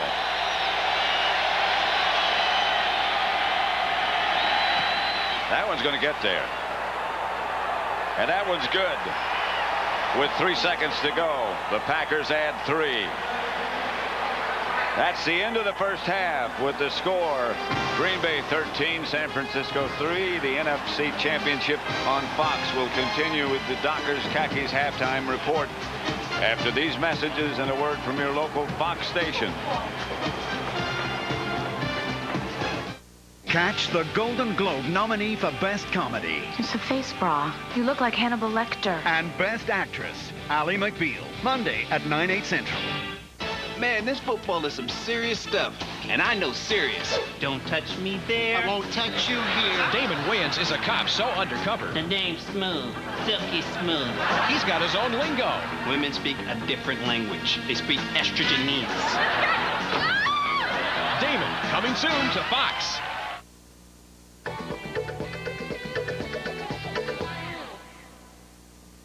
Warning, don't try this at home. It's Just Kidding. 35 of the world's funniest practical jokes now on one incredible home video. Stand back. Look out. You might be caught when you least expect it. These uncut, uncensored practical jokes can be yours for only $19.95. But that's not all. If you call right now, we'll also send you Volume 2. That's an additional 35 of the world's funniest gags. You'll get Just Kidding, Volumes 1 and 2. That's 70 side-splitting pranks for only $19.95. You won't believe your eyes. It's no joke. It's Just Kidding. Order now. To order Just Kidding, call 1-800-272-4229. And if you order now, we'll also send you Volume 2. That's an additional 35 pranks absolutely free. So call now. Homeowners, now you can have the best garden in your neighborhood with tasty vegetables, beautiful flowers, fresh herbs, and your favorite plants, but without all the backbreaking work. Troy-Bilt tillers, always the best built, now the best buy with our new lower prices. Built to last a lifetime, the secret of Troy-Bilt's superior performance is the patented rear bolo tines that chop and bury organic matter to improve your soil, so everything you plant grows healthier and stronger. The Troy-Bilt tiller makes it easier to prepare soil anywhere and to care for your gardens with less work. Learn how when you send for your free 64-page Great Gardens catalog today. Call now, and we'll also send details about Troy-Bilt's new lower prices and easy payment plan with 6 months pre-financing. For your free catalog and information about our new Best Built, Best Buy prices on the full line of Troy-Bilt tillers, call toll-free 1-800-898-9600. That's 1-800-898-9600. Call now.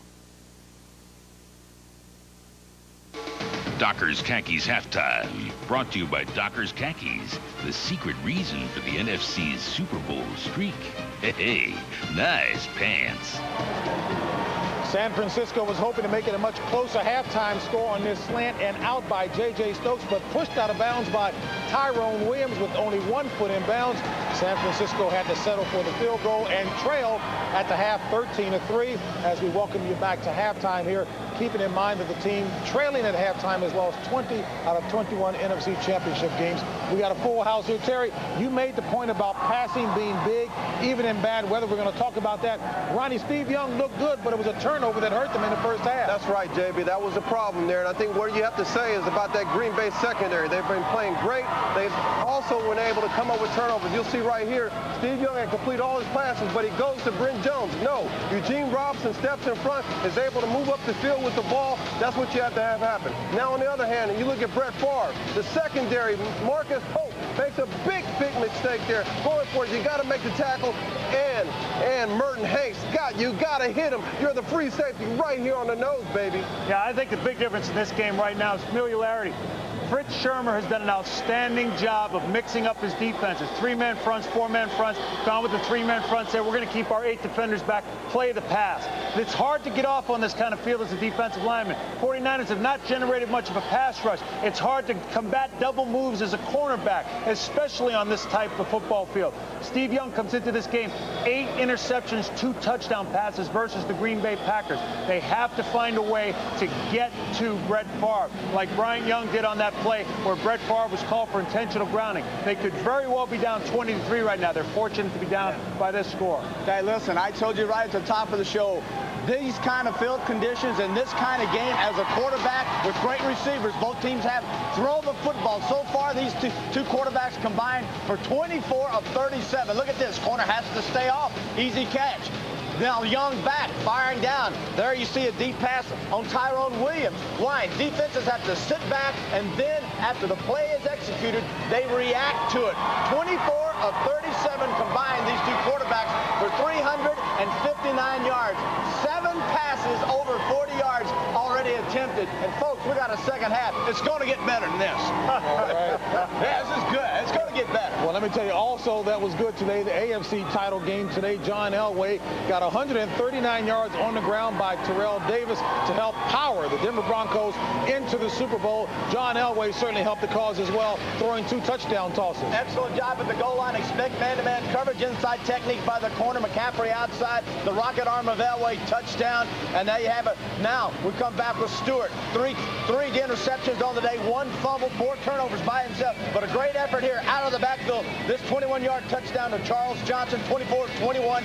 Denver goes to the Super Bowl. Mike Shanahan, outstanding coaching job. And, of course, John Elway gets the opportunity now to see if he can get that ring that everybody in America hopes that he does. And all of the Broncos had as a key focus to try to get John Elway, who's enjoyed a storied career, back to the Super Bowl. That's exactly what they did. There's no doubt, this team deserved this. I just wanted to get number 7 one more chance at it, and I know at him at the hand, I feel very good about this. I'm not happy about getting back there. I want to win it. I mean, I've been there before, so I mean, I've never had a chance to win one. So I mean, that's going to be the focus, and I'm thrilled to death to win the AFC, and I'm thrilled to death that we have a chance to be world champs, and that's all we really ever asked for. Denver now the 5th wild card team ever to make it to the Super Bowl. Ronnie, second half here, what should we look for? On the second half, the 49ers right now, they cannot panic. You're only down 10 points. Hang in there. Be patient. You'll come up with the big play, Howie. I think they can get it done. Yeah, they have to be more diversified. 9 rushes, 15 yards. They have to find a way to get to Brett Favre, whether it's through the pass rush with the 4-man front or bring some timely blitzes. Defense of the 49ers, 16 touchdowns in 12 games they gave up. In the last 5 games of the season, counting the playoff, they have given up 18 touchdowns. This is not the defense that's going to win a championship today for them. All right, the rain's starting to fall steadily here as we get set for the second half of this NFC championship between the Packers and Niners. Pat Summerall and John Madden will join you on the other side of this commercial.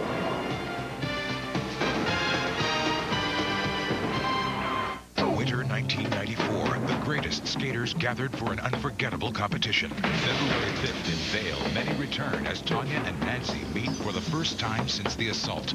Tanya Harding. I've lost my life. I have nothing. You were involved, true or false?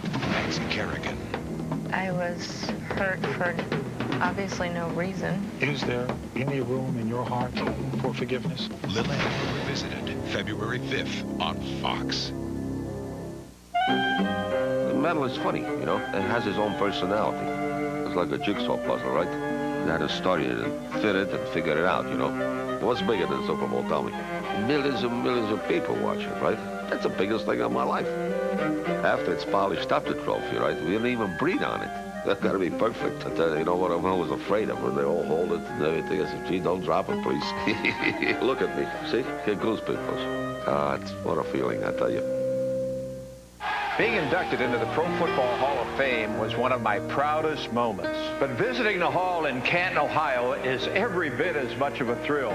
5 buildings capturing the drama and emotion of all the great plays and players, to say nothing of the great coaches. The hands-on interactive exhibits are great fun.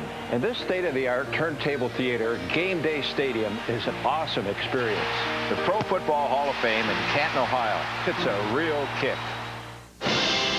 Next Sunday, a classic NHL event becomes a world war as the NHL on Fox returns with the 48th All-Star Game. In an Olympic preview, Canada's Gretzky and America's Leclerc unite to lead Team North America against the rest of the world. World War III will be fought on ice. Coverage begins next Sunday at 4 Eastern, 1 Pacific. Hey, football fans, you could score a trip to Super Bowl 33 just by looking at the coupon insert in today's Sunday paper. Also, you'll get special NFL on Fox viewing tips from JB, Howie, Terry, and Ronnie that'll keep you from missing any of the action on Super Bowl Sunday. So check out today's paper for your chance to save and win. See coupon for details. Welcome back to San Francisco, where the score is Green Bay 13, the 49ers 3. And this first half highlight is brought to you by 1-800-COLLECT.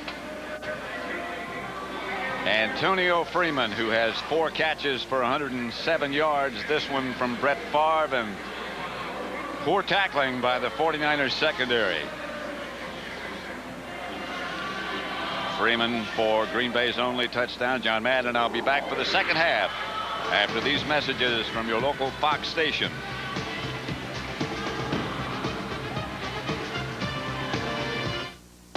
You're watching the NFC Championship on Fox. Fox. FX magic and real sorcery join forces to stop a high-tech madman. Welcome to my world. FX the series. Monday night at 10, 9 Central on Fox. Homer's half-brother is back. How have you been? I've been living in a cardboard box, sleeping on grates, eating out of dumpsters. You? And he's got a plan to get back on his feet. How would you like to spend $2,000 to give a broken man a second chance? Nah. Danny DeVito guest stars. Every word you say just makes me want to punch you in the face. Well, while you're a guest in my home, could you just kick me in the butt? The Simpsons. The Simpsons Hour, Monday starting at 7, 6 Central. Sun-kissed California pistachios. Football shape, much better taste. Look for them in the produce section. Sun-kissed California pistachios, the football nut.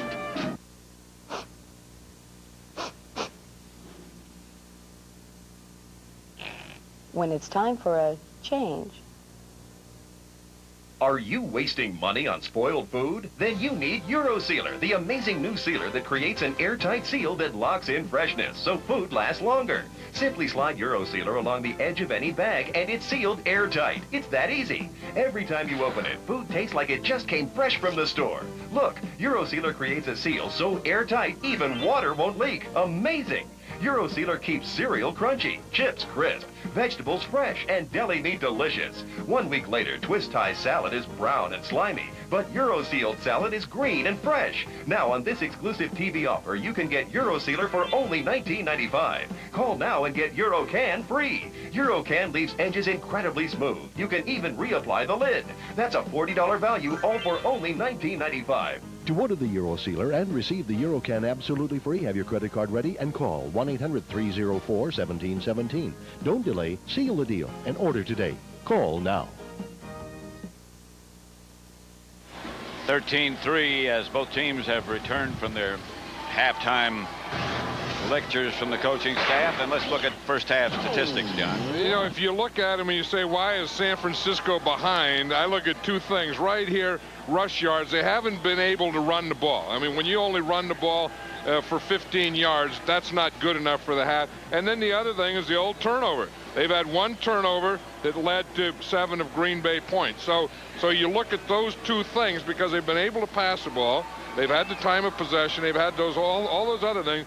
But the two areas that kind of stand out here are not being able to run the ball and then, of course, that one turnover. And that's the two things that they really wanted to do and wanted to correct. You know, and both these teams talked about how they were going to throw the ball to the wide receivers. And you can see Green Bay, 6 to the wide receivers, 1 to the tight end, 3 to the running backs. And there's Antonio Freeman's touchdown. Yeah, and he does it on both sides. And, you know, we just talk about how if they're going to press him, he beats the corner right on the line of scrimmage. See, that's where he wins that battle. And that timing between he and Brett Favre is so good that if he wins the battle quickly, then some big things can happen at the other end. A heck of a catch there that set up the field goal right at the half. Look at San Francisco. That was coming off a choke, that last one. But again, they're doing the same thing, throwing to the wide receivers. 9 to the wide receivers, 2 to the tight ends, 3 to the running backs. Both these teams feel that they can work the outside. Aaron Hayden will return to kickoff. A short kick it was to the 26. And right now on the sideline, let's send you down to Ron Pitts. Thank you very much, Pat. Talked to both coaches coming off at halftime. Steve Mariucci said we got to get back to running the football like we know we can run it. And then the field position bothered him. We want to get ourselves in better field position. He said he's not going to do anything to change up the game plan because of the weather. They're going to stick with it. Mike Holmgren said he's very happy with the way things are going, but he wants to try to put a lot more pressure on Steve Young. Back up to you, Pat. All right, Ron, thank you. Mike Holmgren certainly had a period there where he wasn't all that happy with the way things were going after that. Well, yeah, he had that drive and the intentional grounding penalty and the holding on Derek Mays. And Packers from the 26. Play pass outside to Henderson. Woodall is there quickly, and he is down incomplete as the ruling. Oh, and he was there quickly, Pat. They read, Lee Woodall read that thing all the way. They're going to try and get William Henderson out here in the flat quickly. But watch Woodall. He's coming just as quickly, and he really lowers the boom. I don't know that that's not a fumble. The people here are looking and saying, did he have control of it? He did have control, and he turned. That should have been a fumble. And the 49ers had picked it up. Yeah, because he did catch that ball, have control, and he fumbled it as he started to turn and was hit by Lee Woodall. And they're still booing. Rightly so. 2nd and 10. Levens. A couple. Hit from the outside by Lee Woodall. Yeah, I think they went in there. No, you know, we talk about the finality and we talk about the urgency, and you know that when you get to this point and you only have one half left, there's only one half of football. Whoever wins this game goes to the Super Bowl and plays the Denver Broncos. A loser doesn't play again until August. There's Woodall. He's coming off the block. He just hangs in there. And I'll tell you, he really does unload when he tackles. 3rd and 9. Favre retreats. Wide open is Derek Mays, and he gets enough for a first down. Tyrone Drakeford, the cover man, but Mays got the first down. Derek Mays is a 3rd wide receiver for the Green Bay Packers, and Mike Holmgren was saying yesterday that we need a big game from him.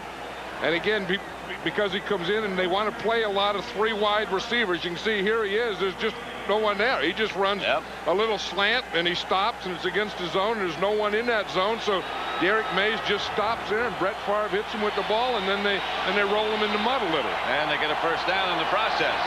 1st and 10, Green Bay. Flags fly. Levens stopped. Flags flew and whistles blew before the ball was snapped. That has to be an offensive penalty. Offense, number 72, 5 yards, still first down. Earl Dotson. Yeah, if the defense jumps, the offense gets a free play. If the offense jumps, they stop the play. Earl Dotson is right up here, the right tackle, number 72, and you see him. And in fact, that's one that you don't need to. When, you know, if you're at the point of attack, you know, if the ball's being run at you, then you know that you have to get off. But when the ball's being run away from you, you don't have to jump offside. 1st and 15. Dorsey Levens broke one tackle, but Tim McDonald put the finisher on Dorsey Levens. I'll tell you one thing I can tell about this game in this second half is this 49er defense has come out with a lot more urgency. In the first half, they were getting beaten by that half a step. I mean, the Packers were just getting off first on everything, and they're not so far. That's probably what they talked about. Very aware of the finality you were talking about. Gary Plummer. Yeah, you got one more half. You're down 13-3, and you got one more half of football to turn this thing around, or you go home. 2nd and 15. 3 wide receivers for Green Bay. Favre. Wide open is Tyrone Davis, and he gets to midfield and gets the Green Bay first down. Perfect read by Brett Favre. You know what happens? Norton was out there, and he's on the slot, and he comes on a blitz off the slot. And then so that receiver on that side of the blitz becomes the hot receiver. You just see he's out here. See, now once Brett Favre sees this coming, he knows that he wants to hit in the area that he's vacated. Now watch the blitz come from there, and boom, he goes right to that area where that defensive guy vacated. Tyrone Davis made the catch, and the Packers have said almost every week we got some things planned for him. Favre comes out of the pocket, gets away from one, lofts it for Levens, and overthrows. Brett Favre has something to say to everyone. He talks to defensive linemen, he talks to defensive backs, he talks to linebackers, he talks to coaches, but this is what I like right there. He always has a smile on his face, and I believe that, and and that's why he's one of my real favorites, because if it is a game, it should be played like a game, it should be fun, and if it's fun, you should have a smile every once in a while. And to him, it is a game. And it is fun. And he was talking about playing baseball in the 8th grade, and I'm sure he had the same kind of fun then. That Dorsey Levens gets to about the 46. Well, he was talking about playing high school baseball in the 8th grade. I don't know how that works, but he said he was better than the other guys. He said he beat out a senior. So he played. But I don't know how you can be in grammar school and play on the high school team. But that was down in Kill, Mississippi. Well, there are not a lot of people in Kill, Mississippi. Oh, he said the guys used to wear those Levi jackets under their game uniforms, and we didn't even look good.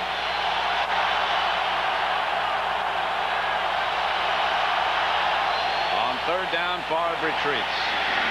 Pass is caught by Levens, who looks like he's about a yard shy of a first down.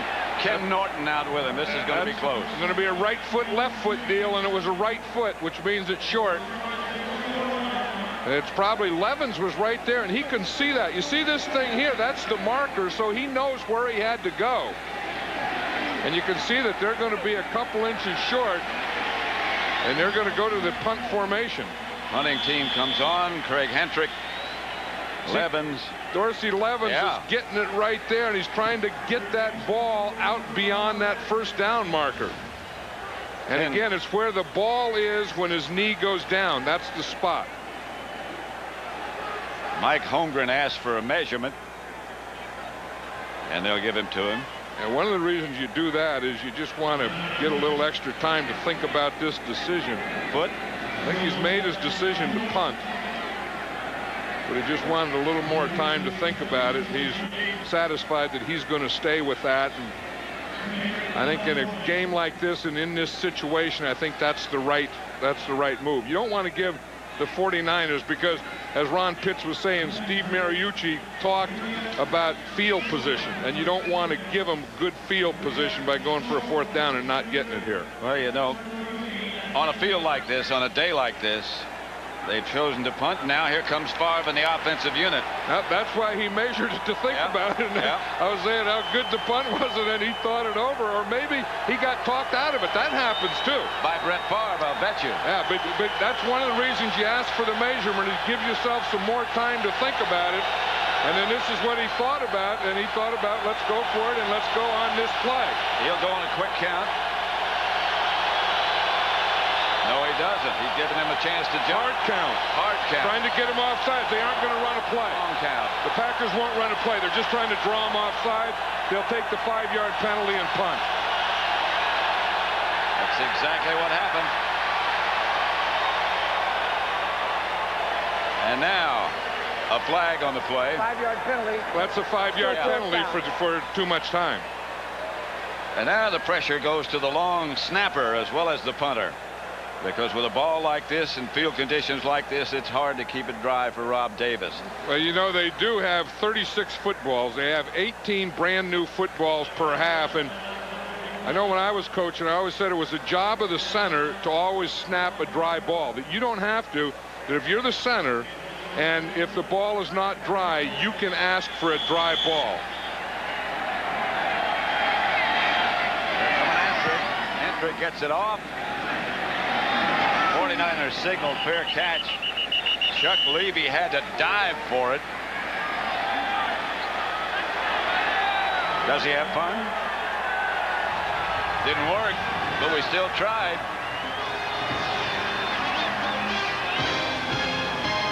13-3.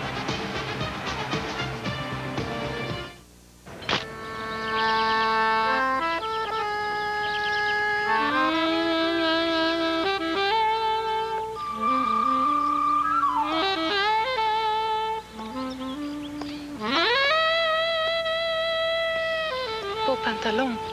Beau pantalon. Hey, she says nice pants. There's a Dockers, khakis.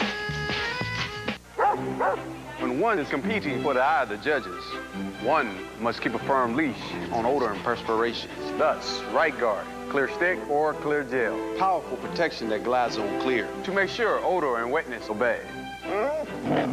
Okay, boys, we're on. Blue 22, 64, 38. Heel. Right guard, clear stick or clear gel. Anything less will be uncivilized.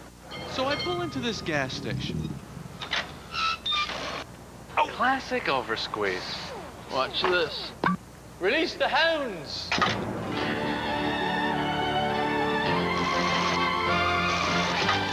Perfect pump. 2037. Even at the gas station, you can do more with the American Express card.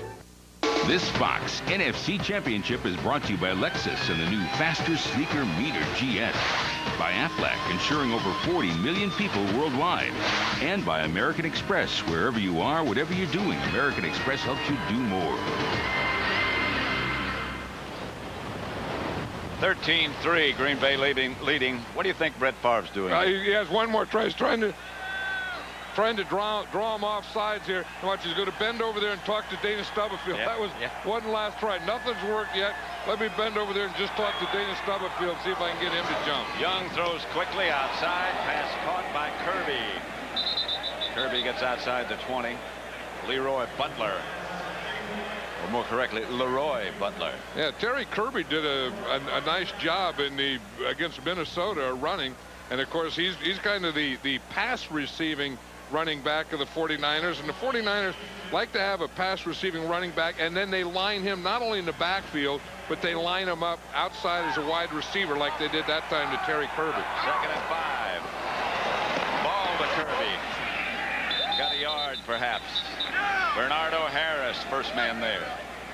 An assist for Reggie White. Yeah, Reggie White has kind of been quiet. In fact, you know, last week against Tampa Bay, we didn't hear Reggie White's name mentioned much, and we didn't hear it mentioned much today. Nor have we heard Gilbert Brown's name mentioned much today. One play I can remember for Big Gilbert. Reggie, as they say, is not what Reggie used to be, but he's still pretty good. Yeah, and you know, and when he gets good is on this down right here. You watch Reggie White right here on 3rd down pass rushing. Terry Kirby made the reception from Young, and Eugene Robinson saw it coming and cut him down. Yeah, and the fans don't like that one either. I mean, that's the one that this offense has where they, you know, you have 3rd and 3 or 4 and you throw a 1-yard pass, and that's never made a heck of a lot of sense, but they continue to do it, so it must make sense in that. It must make sense to them. I know it doesn't make sense to you. No, I mean, it drives me nuts. Drives me completely nuts. Thompson's punt. Line driver to Robert Brooks, who retreats to the 30. Brooks got some room. Brooks gets a good return to the 49er 45. Stopped by Jim Schwantz. But, boy, there's some action over in the other side. That was Buckley on the other side, away from the return. 2 guys had him down and pinned. 13-3, 8:01 left in the 3rd.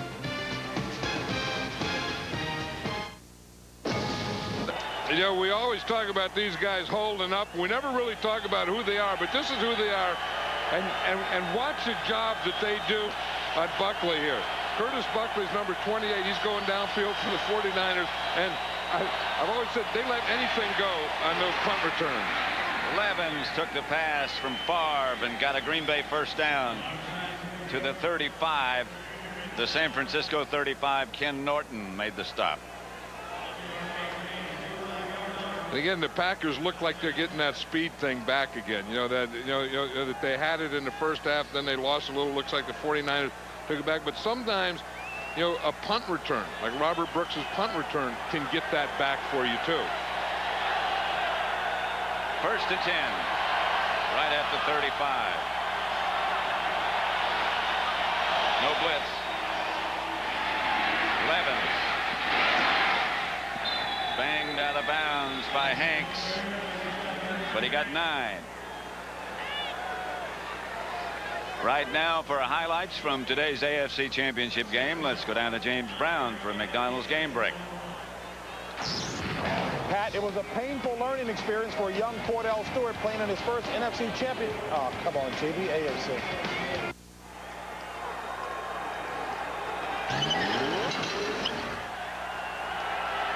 Packers back ready, 2nd and 1. Henderson. I don't know if he got it. like he might be a half yard short. You know, who made a good block on that play before was Ross Verba. He was on Chris Dolman. He blocked Dolman, and that was a block to let Levens get to the outside.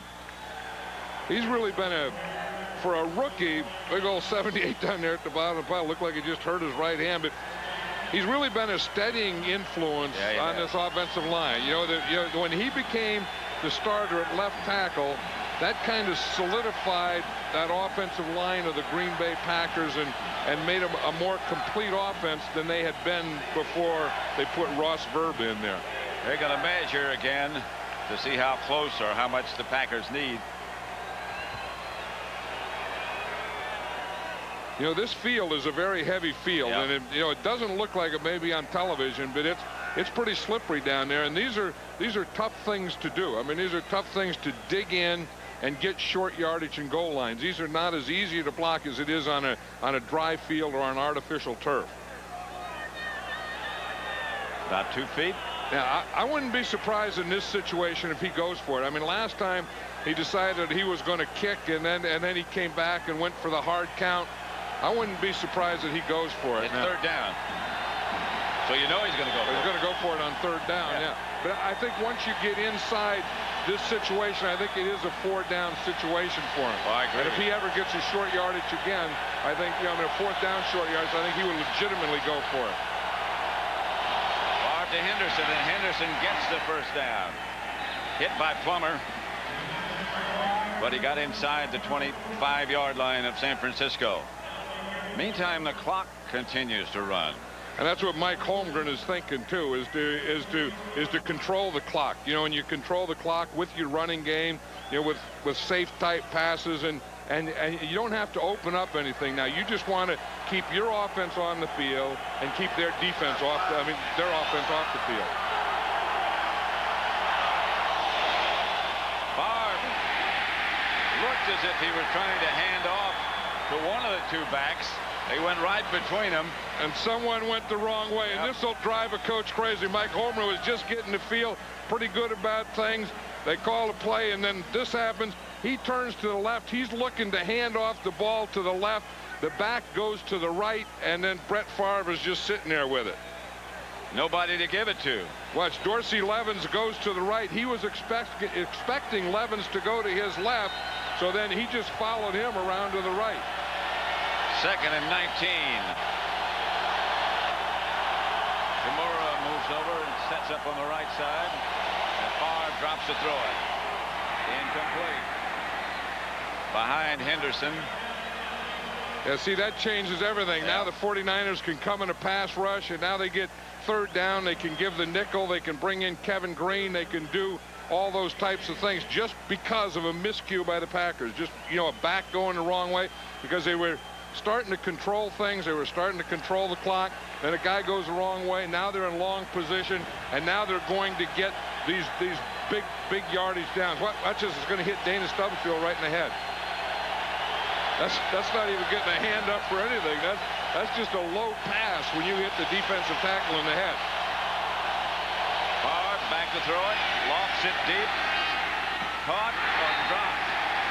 It was Antonio Freeman who had it and lost it. Tyrone Drakeford back there with him. Tyrone Drakeford saying, no more of that. Here's Tyrone Drakeford. He's number 22. He's playing man-to-man on Antonio Freeman. He sees the ball, and right there, in fact, he not only got his right hand in there, he gets both hands in there. And pulled it loose. I know it. I mean, watch. He gets both hands on that. Usually a defensive back will just put like one hand in there and try and rip it out. Tyrone Drakeford looked like he was going to intercept it. Hendricks kick, a high knuckler. It's going to be down by Green Bay inside the 5 at about the 2-yard line. Good job by the punter. It won't show up as a statistically good job, but it is very effective. Budweiser will remind you fresh beer tastes better.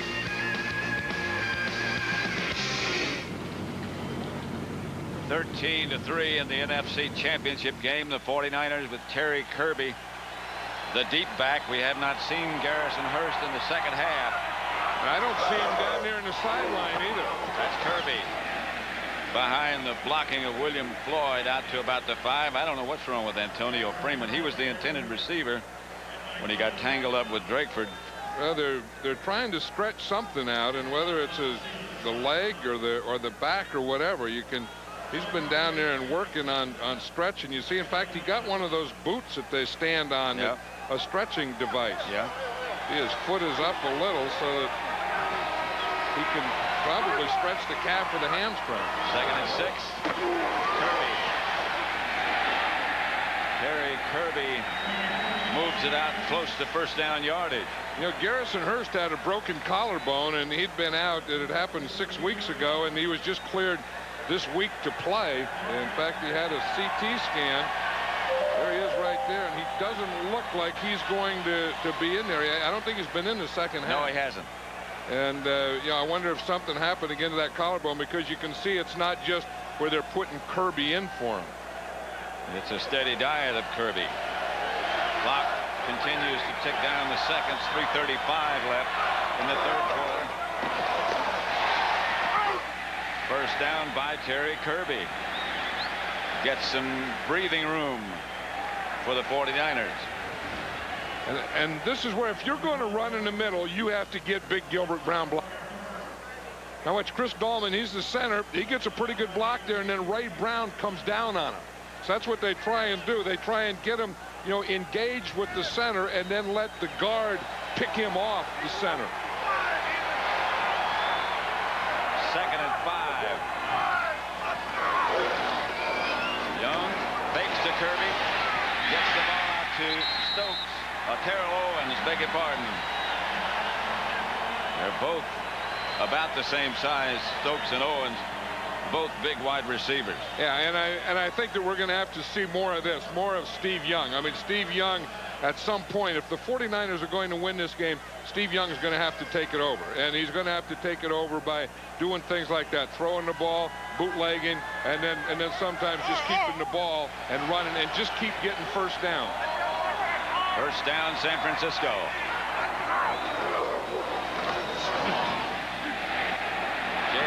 Stokes, the intended target, well out of bounds right now for highlights from today's AFC Championship.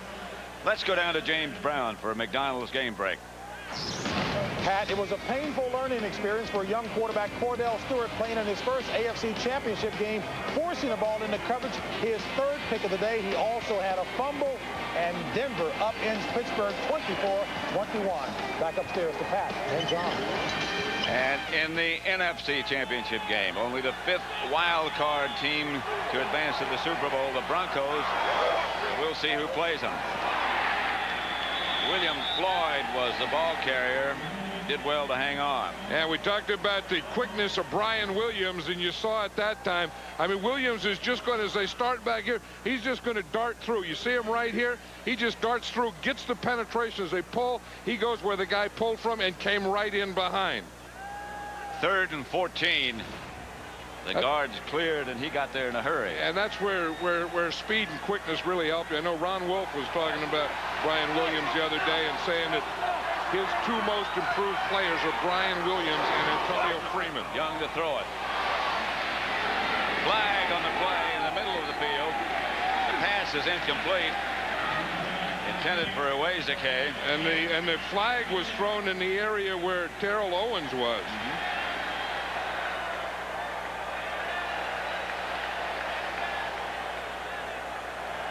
Holding. Defense. Number 36. 5 yards. First down. Holding against Leroy Butler. Hey, you're going to see Leroy Butler is right up there, and he's on Brent Jones. He just grabs him. He just holds him all the way. Yep. You know, again, for 5 yards, you can bump him and you can hit him, but you can't grab him and hold him. And I think he learned that move from Wayne Simmons. Remember when Wayne Simmons was a linebacker for the Green Bay Packers? Sure. He was an artist at holding up a tight end. Reggie White getting a rest. Paul Fraze is the defensive end, and this is Kirby. And the Packer defense pursues well, led by Bernardo Harris.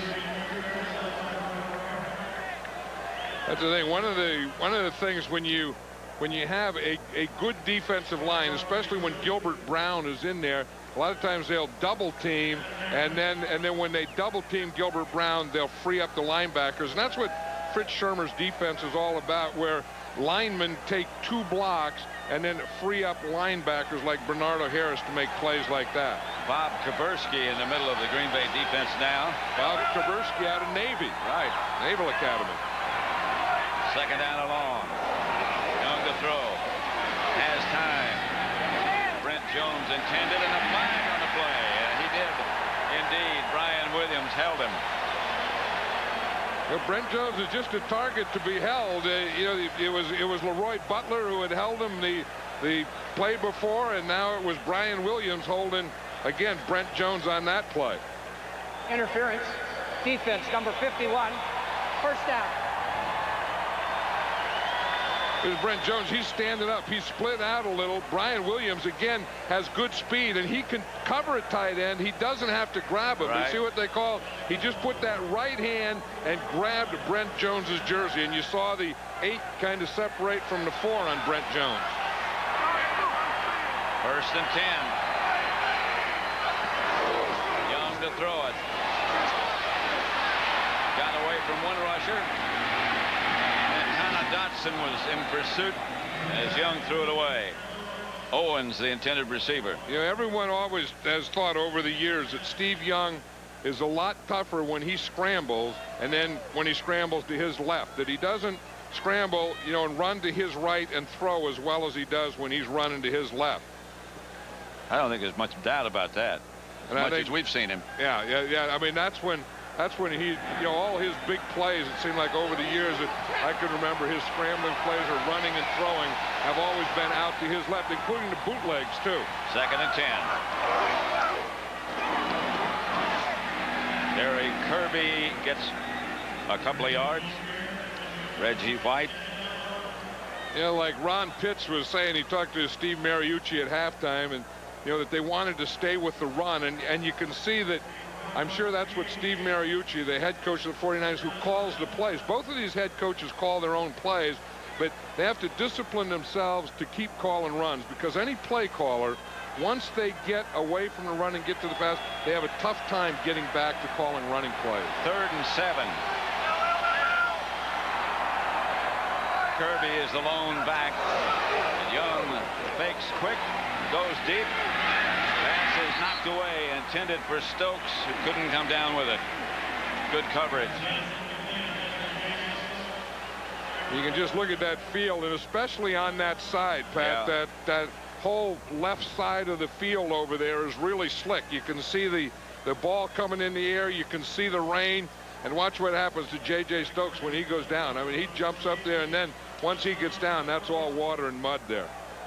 Tyrone Williams, the defender. And then those gloves get wet, the balls get wet, the hands get wet. I mean, these are tough passing conditions. Thompson back to punt it. Brooks deep for Green Bay. Good kick this time by Thompson, but the wind's got it. It almost came straight down and then bounded out of bounds. That's the end of the 3rd quarter. With the score, Green Bay 13, San Francisco 3. The NFC Championship on Fox will continue after these messages and a word from your local Fox station.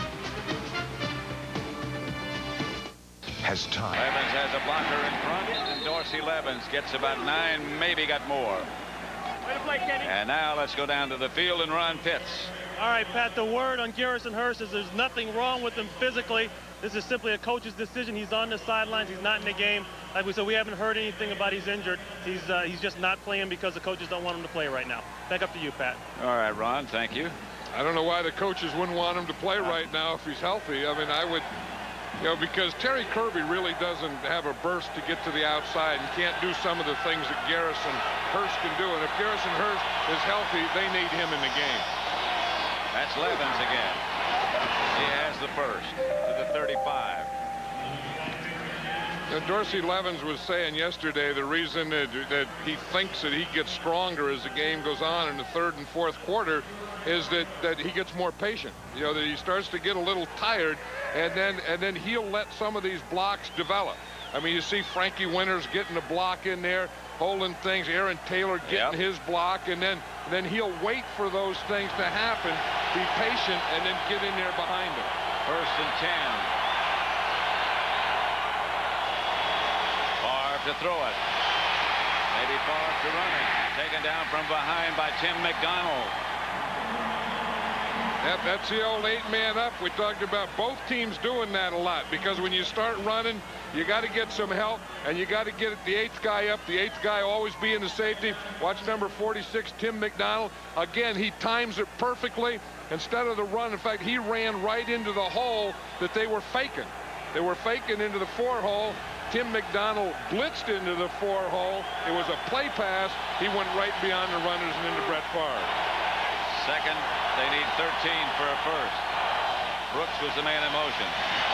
Up the middle, Kimura.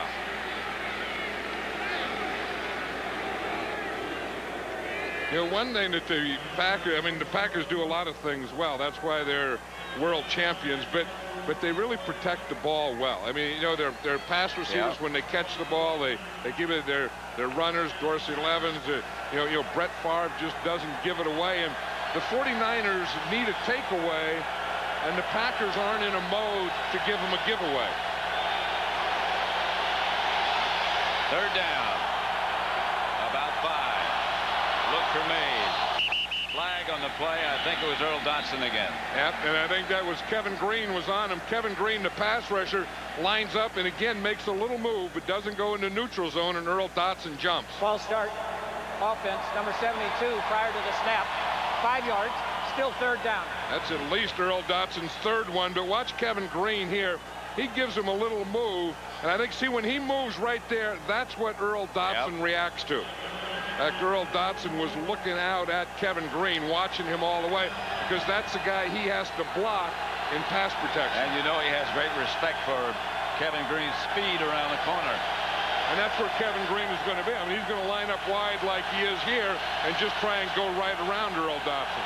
Brooks, the man in motion. The handoff is to Levens. And the Packers don't take any chances. And that's probably why they take such good care of the ball, because they know that, you know, that they can't give away a turnover now, because that's what the 49ers are looking for. That's what they're waiting and watching for. Craig Hentrick back to punt it. Chuck Levy back deep. Take as much time off the clock as you can. Hendrick's kick is not bad. Levy at the 15. Shakes one tackler. And steps out of bounds at about the 15.5. So the 49ers will take over from there with 85 yards left to go to get closer.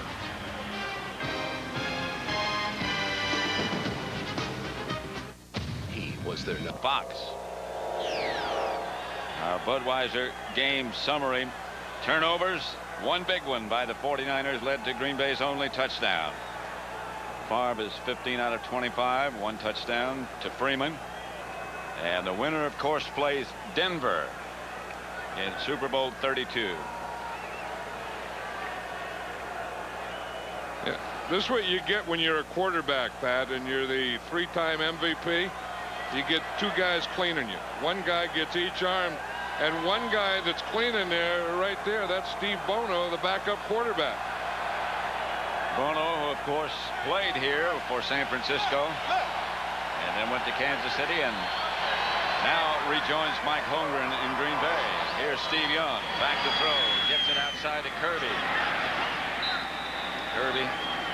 Not much. Yeah, and the 49ers can't take advantage of the blitz. You know, we showed Tim McDonald blitz before on that one. Leroy Butler blitzed and did the same thing, and so Steve Young had to get rid of the ball. And anytime you get a safety blitz and you know that you're going to have man-to-man coverage somewhere, and you'd like to be able to take advantage of it. That time, you know, Butler blitzed and he had to throw one of those short ones that go for none yards. So it's 2nd and 10.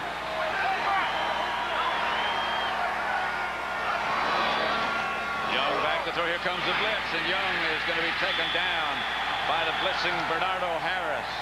That time was Bernardo Harris, but it was the same hole that Leroy Butler had blitzed through the hole before that. And I think this is what you usually try and do to Steve Young. You want to blitz in this side, and you know to his left side, so that if you do come free like Bernardo Harris does, that's the side that he's looking, that's the side that he sees. You see it every time, you know, because if he's going to bootleg, he's going to bootleg to that side, so he'd bootleg into you. If he's going to scramble, he's going to scramble to that side. And I think that's why right now the Packers are blitzing to Steve Young's left side. 3rd and 18. Long yardage for the 49ers. The Packers again show blitz. Young gets it out incomplete. No flag on this play. And Brent Jones is really upset.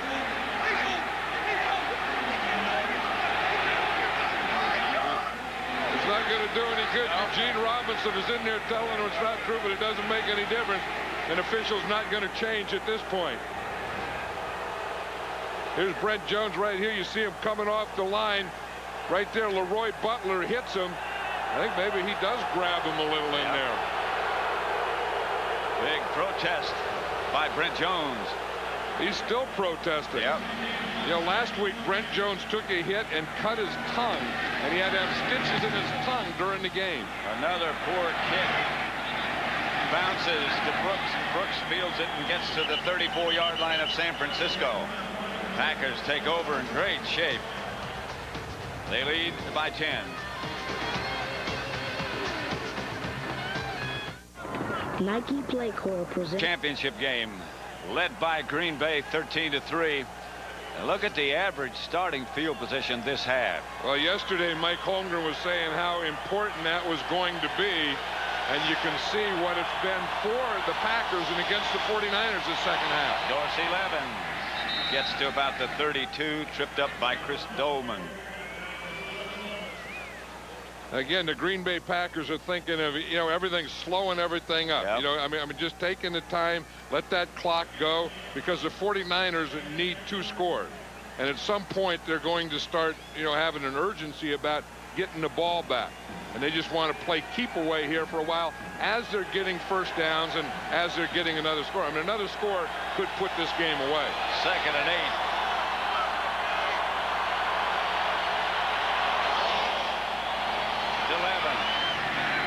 To the 30. Stopped by Ken Norton just shy of the 30. It'll bring up a 3rd and about 5. Yeah, we talked about you know who's been hurt from and who's not. I think that Ross Verba has done a nice job on Chris Dolman over there. You haven't heard a lot of Chris Dolman. He hasn't been making a lot of plays, and they've been running on that side. And the pass protection, other than the blitzes, have been pretty good today for Brett Favre. 3rd and 5. They're 3 out of 9 on 3rd down. Levens is the lone deep back. Thomason comes in motion. Favre. Robert Brooks comes down with a clutch throw, and Brett Favre really hummed it. And Brett Favre knows that's a big play, because we just talked about what they had to do. They have to keep the ball. To keep the ball, you have to get first down. And here it is here. Now watch the protection. They get the blitz. He gets good protection in time to get that ball off, that slant again to Robert Brooks. Just flicked his wrist. Watch, again, it's inside there. Once you beat that guy inside, and they did it again to Marquez Pope, it's the same thing. And once you get inside him like that, Brett Favre is going to see it and get you the ball. 1st and 10 at the 20. Flags come flying again. Levens had the ball. I wonder if that's Earl Dotson again. That would be his 4th, wouldn't it? Offense, number 72 prior to the snap. That's 5 yards, still first down. Well, they're sure messing with him right there. And again, you see, he just moved that time. I mean, Roy Barker moves, but Barker moves after Dotson moved. This game is presented by authority of the National Football Leagues, intended for the private use of our audience. Any rebroadcast or other use of this telecast without the express written consent of the San Francisco 49ers and the NFL is prohibited. Yeah, I think because the field is so heavy, a lot of players are getting cramps. You saw Brian Williams there. Earlier we saw Antonio Freeman going through that, and it was a cramp thing. 1st and 15. Dorsey Levens. For 6 or 7 yards, and you're right, John, he finishes off a run. Yeah, he finishes off a run, and it really helps when you have a big fullback like William Henderson leading you. I mean, you're going to see Verba here make the block right there. Watch Henderson, number 30. He finds a way to get out there, then he throws, and then that gives you the little lane so that you can finish off that run. But that's something you know that you're winning the battle when you're going forward and the guys tackling you are going backwards and ending up on their backs, like Merton Hanks did. 2nd and 8.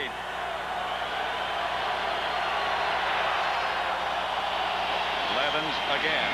And again he breaks the tackle. Levens is going to have a first down and running to the 6 before Merton Hanks finally dragged him down. Yep. He says he gets stronger, and it looks like he does. And they're pounding that same side. It's over there behind Verba again, that left side. They found something over here on this side that they like, and they just keep pounding it. Aaron Taylor making a good block on Stubblefield. Verba getting his block, and, of course, Henderson with a lead block. And then Dorsey Levens just getting stronger and stronger. And did you see him protect the ball? Yeah, and then you see what Aaron Taylor's doing? He's a local guy, too. Yeah. You know, Aaron Taylor is the starting left guard here. This guy right here. But he was born here in San Francisco, went to De La Salle High School in Concord. First and goal at the 6 as Henderson is hit right at the line of scrimmage. Levens has carried the ball 21 times for 96 yards. The 49ers have not allowed a running back to get 100 yards against them this year. Yeah, but you know, when you play Dorsey Levens, there's probably a pretty good chance that that's going to happen, because the Packers will get ahead, and then once they get ahead, then they slow down the game, and they give you a heavy dose of Dorsey Levens. And 6 minutes left now. And they found something over here that they like. Running in that area has been pretty good for them. Looks like it's there again. Levens leans to about the 6th or 7th. Plummer made the stop. Aaron Taylor blocking downfield there, you see on Lee Woodall. Yep. But again, they're just getting in there behind Taylor and behind Ross Verba. Frank Winters handling that middle there. Jamuri, you just see this is where they're getting it right here. See, Mark Jamuri gets a good block right there. They get a lead. To missed tackle by Tim McDonald, and then hard running by Dorsey Levens. Verba got a good block, as you pointed out on previous play.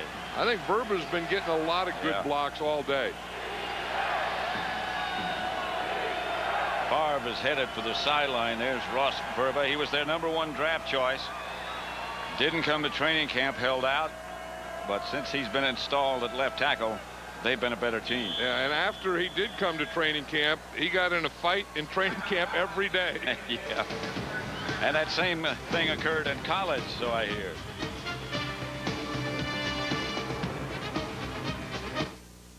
You can only survive on what you find in the forest. We'll meet in 5 days here. And good luck.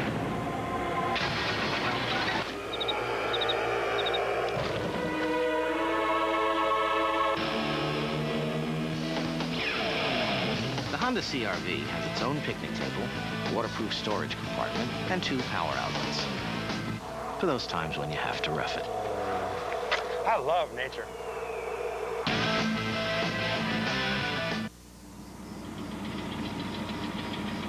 Some of us know it will be all right, even when bad things happen, because we have someone to help see us through it. Darn thing came out of nowhere. I just missed it. I know.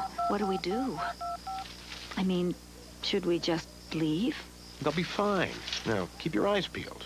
Where there's one, there's usually more. Being in good hands is the only place to be. Come on now, open up your front foot a little bit. Come on, man, you go, hands up. Get within yourself. I got an idea. Wisdom doesn't come easily, nor is it easy to pass on. Now Phillips has a way to create your own CD that holds everything you know about the things that interest you, and share your words, pictures, and music with anyone you want. Got anything for the pictures? The Philips CD rewritable disk drive. Create CD-ROMs on your own PC. This Fox NFC Championship is brought to you by Honda. Vehicles designed to help simplify your life. By Miller Lite, now official beer sponsor of the NFL. By Microsoft, where you want to go today. And by Snickers. Not going anywhere for a while? Grab a Snickers. Hungry? Why wait?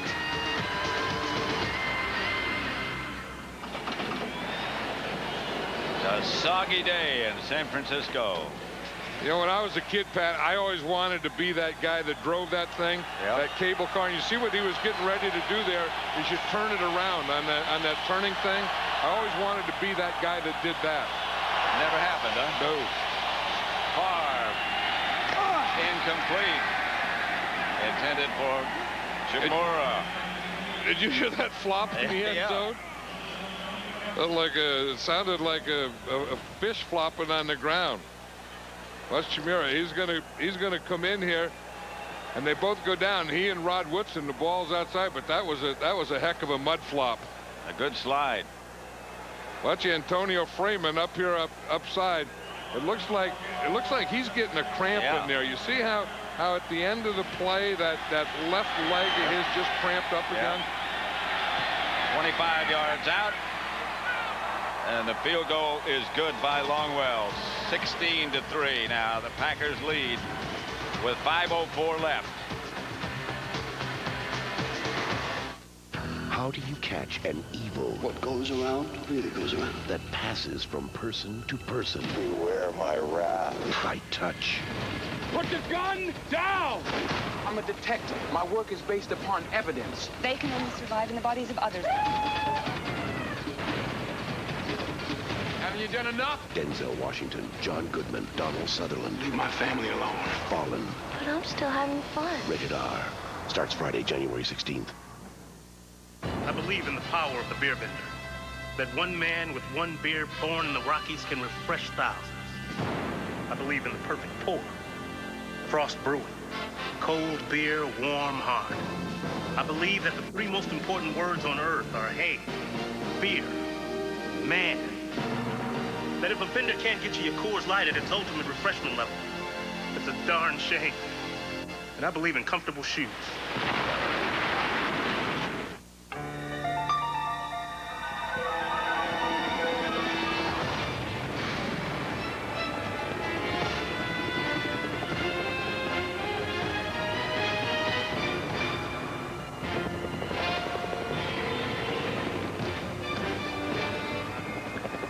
Honey, you went out for milk 3 days ago. Come home now. It's just more fun to drive.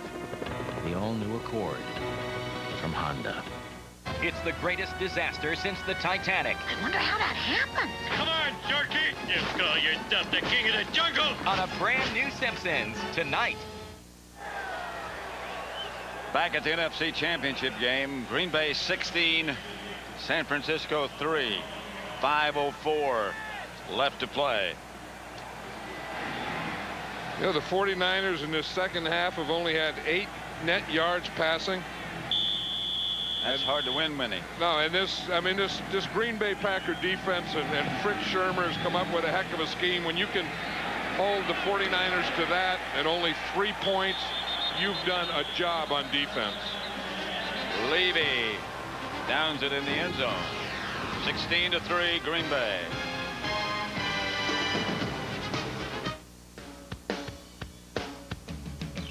Well, if I had money, I'd tell you what I'd do. I'd go downtown, buy a Ford truck or two. I'm crazy about a Ford truck.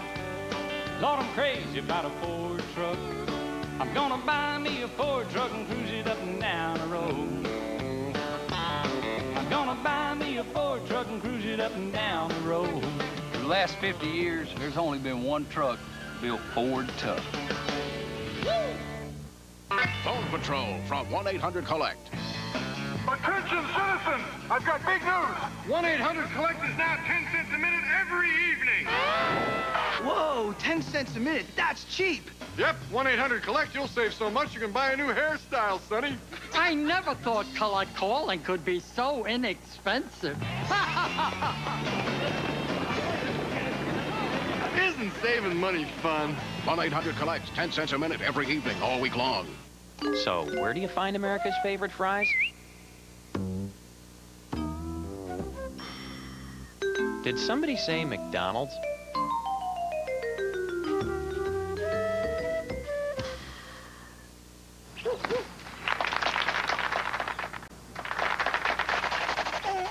Is your dandruff sending the wrong signals? Get Selsun Power. Doctors recommend Selsun Blue #1. So don't send the wrong signals. Get Selsun Power. Time flies, you know. Every week a game, boom, playoffs. The closer it gets, the more tense it gets. That's what it's all about, you know? So who do you think gonna get it this year, that wonderful trophy? Green Bay 16, San Francisco 3. with less than 5 minutes to play. Green Bay has not allowed a touchdown pass in the last 30-plus quarters. Indianapolis beat them. And that's the last team to score a touchdown by passing against them. That's what you do when you win a Super Bowl. You can just have a tattoo right on your arm that says World Champions. Young to throw it. Gets it across the field, and the ball came loose. There's the great Jerry Rice, who missed most of the year, tried to come back, fractured his kneecap, says he'll be back, said he could play in the Super Bowl, as a matter of fact, if they win. Yeah, and he's been such an inspiration to this football team and to this entire community. I mean, everyone loves Jerry Rice. I mean, Jerry Rice plays the game the way it should be played, always has, and one of the best that's ever played his position. Young is hit, and the Packers pick it up, and the 49ers pick it up. And let's see who got it. I think San Francisco got it back. Young was hit from behind by Reggie White. By Reggie White. I was going to say, did you see the guy that caused the trouble? It was Reggie White. Remember at the end of the Super Bowl last year, it was Reggie White, and he does things like this. He's going against Kirk Strafford, and you think that Reggie White can't be Reggie White, but Reggie White can still raise some havoc on you.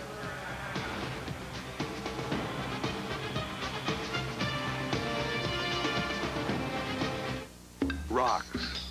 Some people skip them, stack them, or just plain ignore them. But then there's these Texaco people. They love the darn things. Obsess over them. Go to the ends of the earth to find them. They study them. They scan them. Even taste them. Why? You find the right rocks. You find the energy the world needs to keep on running. Texaco. A world of energy. Housekeeping. Excuse me. Checking out? Uh-huh. We'll change the room.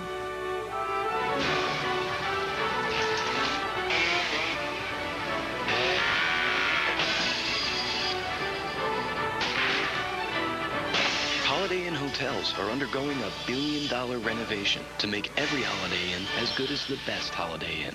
Oh, you're back. Your toothbrush. That means we're changing a lot more than the sheets. Holiday Inn will put you in a better place.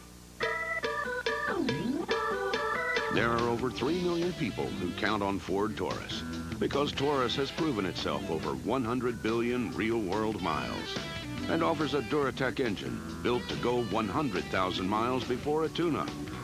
People have confidence in Taurus because it's engineered for safety and quality. Hey, the reasons go on and on, just like the car. Ford Taurus. A supermodel was his first victim. Find her killer before he kills again. An undercover cop could be his next. An all-new New York Undercover, Thursday at 9, 8 Central. 16-3. Green Bay leading. The presentation of the George Halas Trophy will take place after the conclusion of the game. And it will be outside on the field. But right now, it would appear that it's going to be the Packers with a chance to defend their world championship. Here's Young back to throw it. Gets it outside to Terry Kirby, and there's nothing there.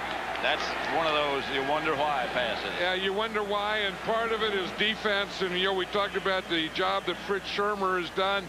He's given a different look every down. He's rolled guys in and out, and he's just clamped on all those receivers. And the only thing that Steve Young has is those little short ones.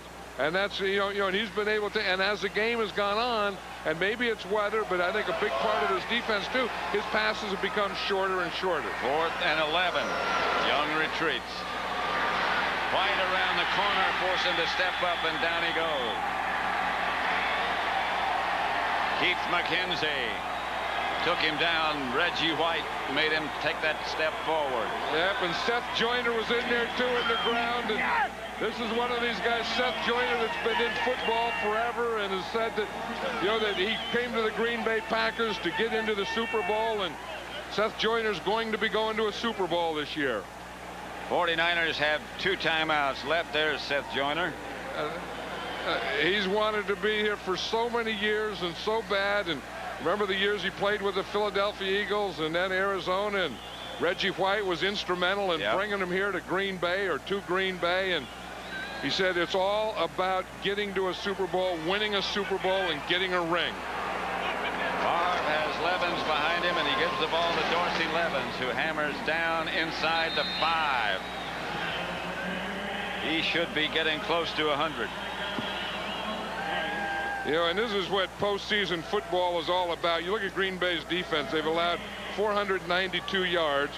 Only rushing yards are allowed 122. Only one touchdown. One touchdown. And they've had 3 interceptions. You know, and that's what defense really wins championships. I mean, you know, and especially when you get weather like we've had here today, like you get in Green Bay, and I think you can't give enough credit to this, to Leroy Butler right there, and the job that he's done. To all those defensive players and to their coach, Rick Shermer, the way he's mixed things up and called things. Dorsey Levens bangs into the end zone. The Packers are going to advance to play Denver. And they can start their celebration now. Levens is the first back to gain 100 yards against the 49ers this year. 24 carries, 107 yards. And that's the 8th time he's gained 100 yards against teams this year. Look at, everyone knows what this means to Seth Joyner. Everyone knows what this means to all the guys. But look at Reggie White. That is something. Reggie White hugging Seth Joyner. All they've been through for all those years. Longwell's extra point is good. And Green Bay takes a 23-3 lead. They can say it's about money and players play for money, but I say it's about championships and rings.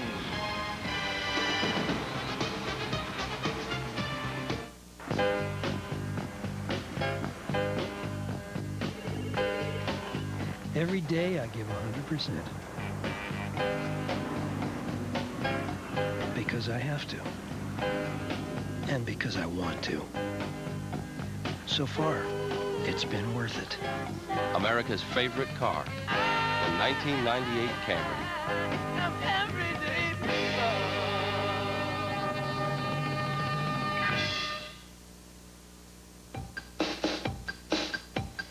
Da, da, da.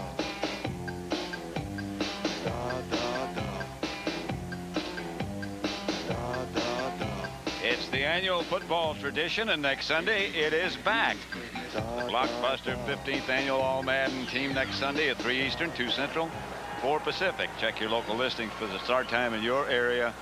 Da, da, da. Yeah, we'll have some of these guys on it, I'll guarantee, and some of these guys on it too. I mean, Brent Jones, a real warrior, probably playing the last professional game of his life. Didn't want it to end this way with an injury and a loss in a championship game. But what a year for the Green Bay Packers. You know, when you are the defending champions from preseason all the way through the regular season to postseason, everyone plays you tougher than they play anyone else. Everyone plays you like it's their Super Bowl. Everybody and to get through that, the way they have is amazing. Longwell's kick is going to be handled by Levy at the 5. 3 minutes to go, and here comes Levy. Chuck Levy. He's going to take it all the way. Did he step out of bounds? I don't think so. I don't think so either, Pat. Chuck Levy's the fastest guy in the 49er team, and once he got to about midfield, you could see that no one was going to catch him. 95 yards. The first kick return for a touchdown in championship game history. AFL, NFL, AFC, NFC. And maybe the Green Bay Packers started to celebrate too soon, because I don't think that they laid a hand on Chuck Levy. I don't think so. No one, I mean, obviously they didn't tackle him because he ran for a touchdown, but I don't know that anyone touched him all the way. Longwell cut the official down pretty effectively. Well, kickers have been known to cut officials down and miss ball carriers. Yes, they have. As they do it. Yes, they have.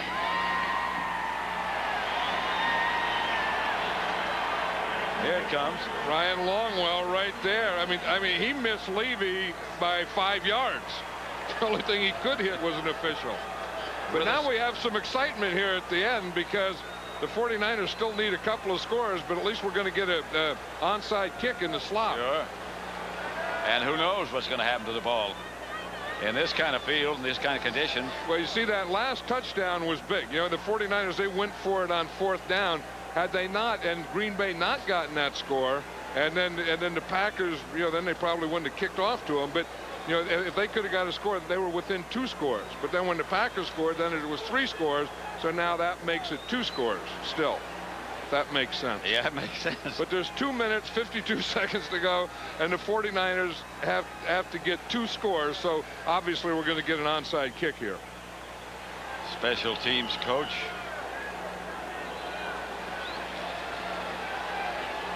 Yeah, George Stewart, the special teams coach, is there. He'll get as excited as some of his players sometimes. He's been known to run out there and do a headbutt. But I don't know how. I mean, you've done this before. You know, kicked an onside kick on a real wet and muddy field. Is that good for the onside kick? Or? Yeah. You can do things with the ball, and makes the ball more difficult to handle. I don't know how it does with a bare foot, but I never tried that. I mean, not only is it bare, but it's a muddy. I mean, you're kicking with kicking a dry ball with a muddy foot. That ought to put some action on it. The action is there. The Packers down at Jeff Thomason, a member of the Hands team, gets Mike Holmgren. He can't even get too excited. I mean, that was a weak applause for a guy that is winning his 2nd championship in 2 years and going to his 2nd Super Bowl in 2 years. That ball went right to Thomason. But Mike Holmgren is a guy that, you know, that deserves it. I mean, everyone works hard and everyone, you know, puts in everything, but Mike Holmgren, everyone likes him. I mean, the players like him, the fans like him. You know what amazes me? He has such a great sense of humor. Yeah, well, you know, some guy all the way from Wisconsin brought out a bunch of Harley-Davidson motorcycles just so he could ride them yesterday, and it rained, so he didn't even ride them. But who would bring out motorcycles all the way from Wisconsin so you could have a Saturday ride for an hour or two? Packer fan, a true cheesehead. Right now, for highlights from today's AFC Championship, let's go down to James Brown for a McDonald's game break. Pat John Elway will be taking a serious weapon with him to the Super Bowl in a person of Terrell Davis. 139 yards rushing today. The first man to run for over 100 yards against the top-ranked rushing defense. The Broncos are headed to the Super Bowl. Back to Pat and John. The Broncos won earlier today. It looks like the Packers have this one in hand later today. This was the last time they played. It was in 1996 at Green Bay. 41-6. 41-6. Of course, this is a different year, a different team, and congratulations to the Denver Broncos and, you know, John Elway. There's a lot of people rooting for John Elway to get there and win one, and good to see the Broncos there. That's Dorsey Levin. And he gets inside the 35, about the 33. You heard timeout being called. Today's game is being produced by Bob Stinner, directed by Sandy Grossman. Replay producers Peter J. Macheska, Associate Director Mike Roig, the broadcast associates are Fran Morrison and Charles McDonald. Technical producers Bob Muller, technical directors Joe Benda, audio supervisor Bob Siderman. The studio was produced by Scott Ackerson, directed by Bob Levy. The senior producer is Bill Brown. The executive producers of Fox Sports are Ed Gorin and David Hill, both of whom are in attendance. And they've all done a great job. I mean, our producer Bob Stenner and director Sandy Grossman, they're special people, and they make it great to go to work. Yeah, they do. And I mean, it's fun, and it's fun when you work with them, and they're always on top of everything. Levin's on 3rd down. Does not get the first. And the clock continues to run. They'll get it stopped at the 2-minute warning. San Francisco is out of timeouts, however. There's Brent Jones. What a warrior he's been over the years. The guy who takes some severe licks, talking to Jerry Rice. They were teammates for a long, long time. Still are, I guess, because it's not official about Brent retiring yet. The NFC Player of the Year, Defensive Player of the Year, Dana Stubblefield. And you can just see the finality there, that they know it's over. They can't do anything about it until next August. 2 minutes left. Miller Lite presents. And on that day, when this life is done, when my heart is still and my troubles none, I'll remember days of joy and tears, days of passion, days of cheers. And for those who find this life absurd, I offer them this final word. Why is almost everybody crying? What the heck is so darn sad? Why is almost everybody crying? What the heck is going on? The Miller Lite cheerleader search is over. That's what's going on. Everybody didn't make it except these four lucky ones. It's Laura from Ohio. It's Irene from Abilene. It's Trixie from Rhode Island. And Elaine from New Orleans. Laura, Irene, Trixie, and Elaine are the 4 Miller Lite cheerleaders. Watch out for them during 1998. Thanks, America. What's behind a series of bizarre deaths? Someone's watching us. Don't miss an all-new episode of The X-Files. Tonight at 9, 8 Central on Fox. 2 minutes left. Green Bay 23, San Francisco 10. Packers in punt formation. The 49ers will get the ball back, but with no time left. No timeouts left. Sorry, 2 minutes left. But they've used all the timeouts, so they can't stop it. Greg Hendricks punt.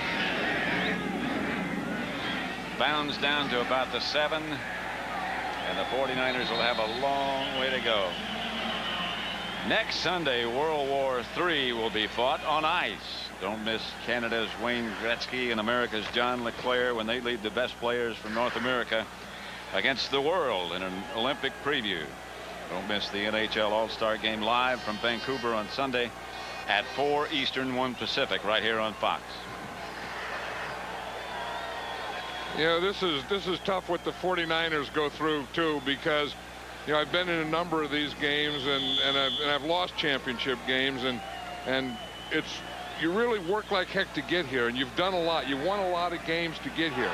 49ers case, they had the best record in football. They got the home field, and you can't just throw them in the bunch. I mean, they're still as good or better than most, and maybe not as good as one team. Young to Stokes. You don't know who's coming back next year either now with the free agency. All these guys have opportunities to go somewhere else. Yeah, I mean, there's probably no team in the NFL that is going to be the same as they were the year before. Young chase from behind, and down he goes. Just gets rid of it. Flag on the play. I think they called that a completed pass because the guy's marking it where they caught the ball. Flag down in the mud, however. Well, what it was is Steve Young threw the pass, but he was over the line of scrimmage. Yeah. But it used to be that you had such a bond with your teammates, and when you lost, if you lost, you knew you were coming back to the same people. That feeling is gone now. Yeah, and then they still have to bond, but they have to bond quickly. Illegal forward pass. Offense number 8. 5-yard penalty. Loss of down. Pass from beyond the line of scrimmage. Dick Hantak and his crew have done a good job today. And the teams that can bond the quickest, and the coaches that can help them bond the quickest, are the teams that, you know, that win, that play in championship games, that go to Super Bowls. Again, the presentation of the trophy as Young drops again. Firing deep for Stokes. Incomplete. Did you notice that shot of Gilbert Brown over there in the sideline? Did you notice that Gilbert Brown didn't limp at all today? No, I didn't. Yeah. Well, he didn't limp at all. He was saying that last week after the game he talked to his mom, and she just told him, she said, "Hey, don't limp on the field anymore." And I said, well, what'd you say? I said, your ankle was hurt. You hurt. He said, I said, yes, ma'am.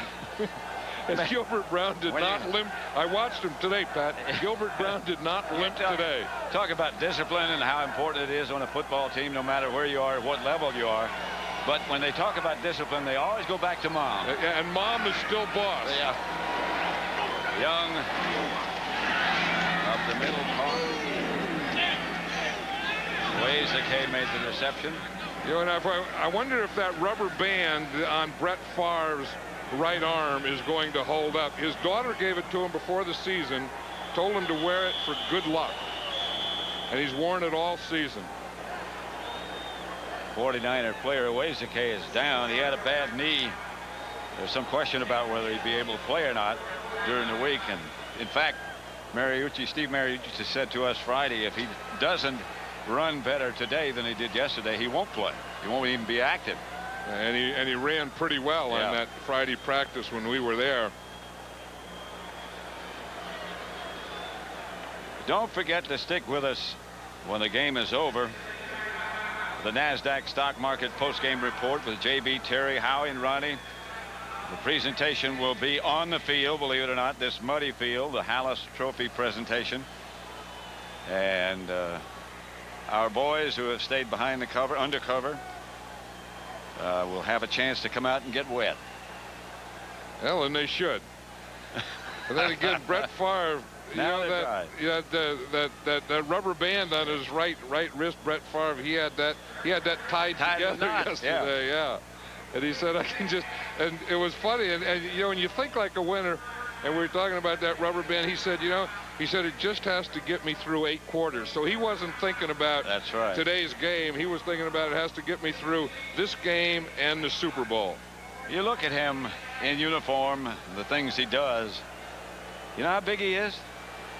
237 pounds. Yeah, I have a hard time believing it. He's 237 pounds. Maybe with all that wet equipment on, he might be. That guy that he was talking to that went off to his right, that's Andy Reid. That's his quarterback coach. And his quarterback coaches have had a lot of success.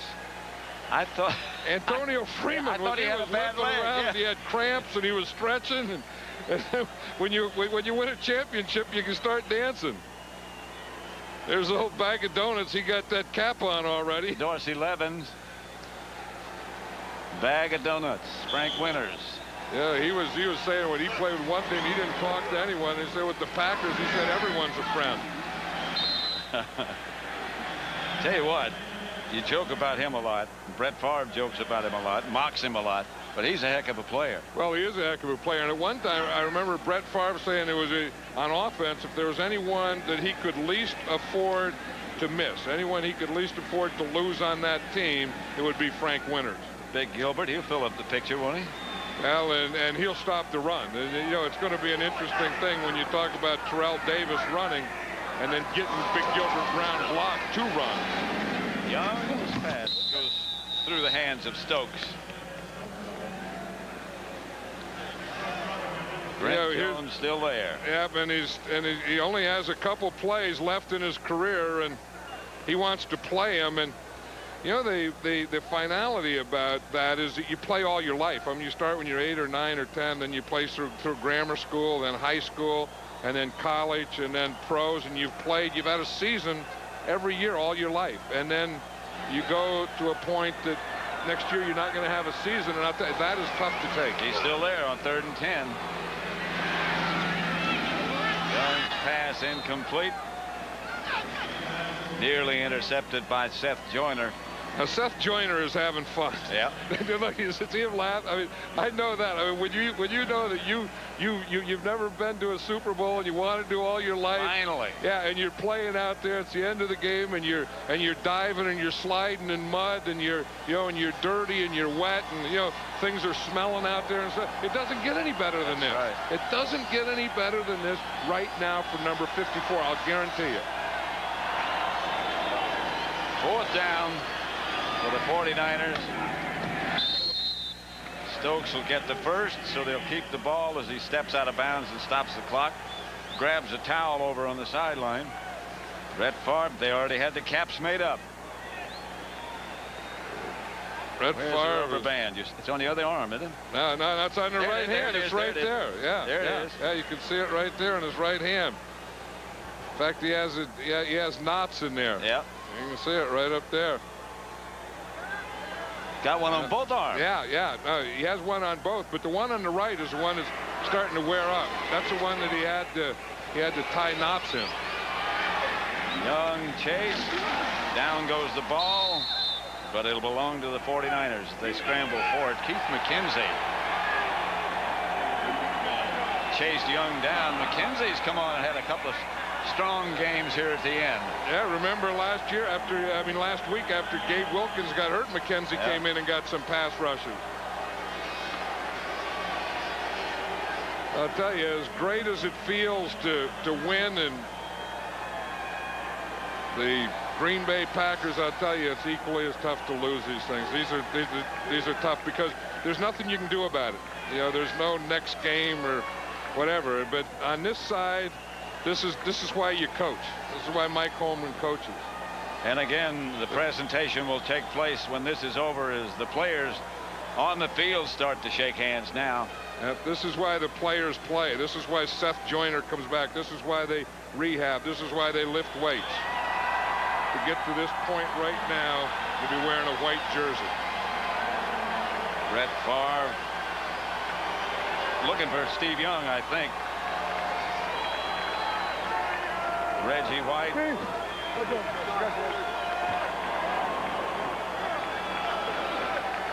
A sloppy day.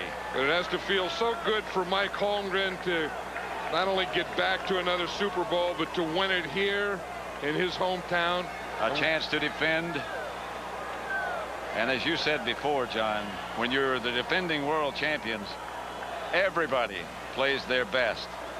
There's what Brett Favre was looking for. Just to say hello to his friend.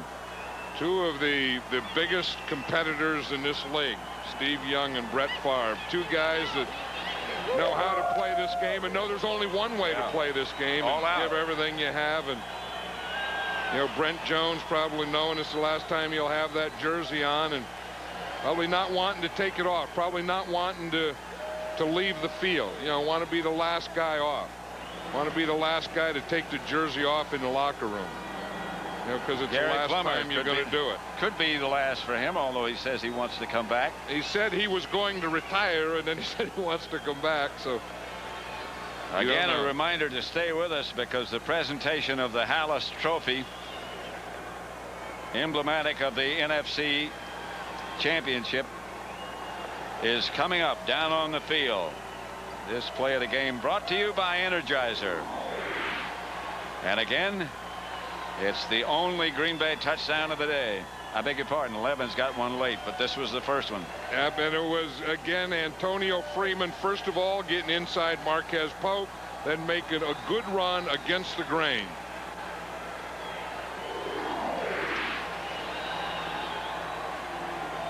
Final score here in San Francisco is Green Bay 23, San Francisco 10. Coming up on the NASDAQ postgame report, we'll have highlights and interviews, and our Fox Sports ticker will have up to the second postseason stats. That's all next.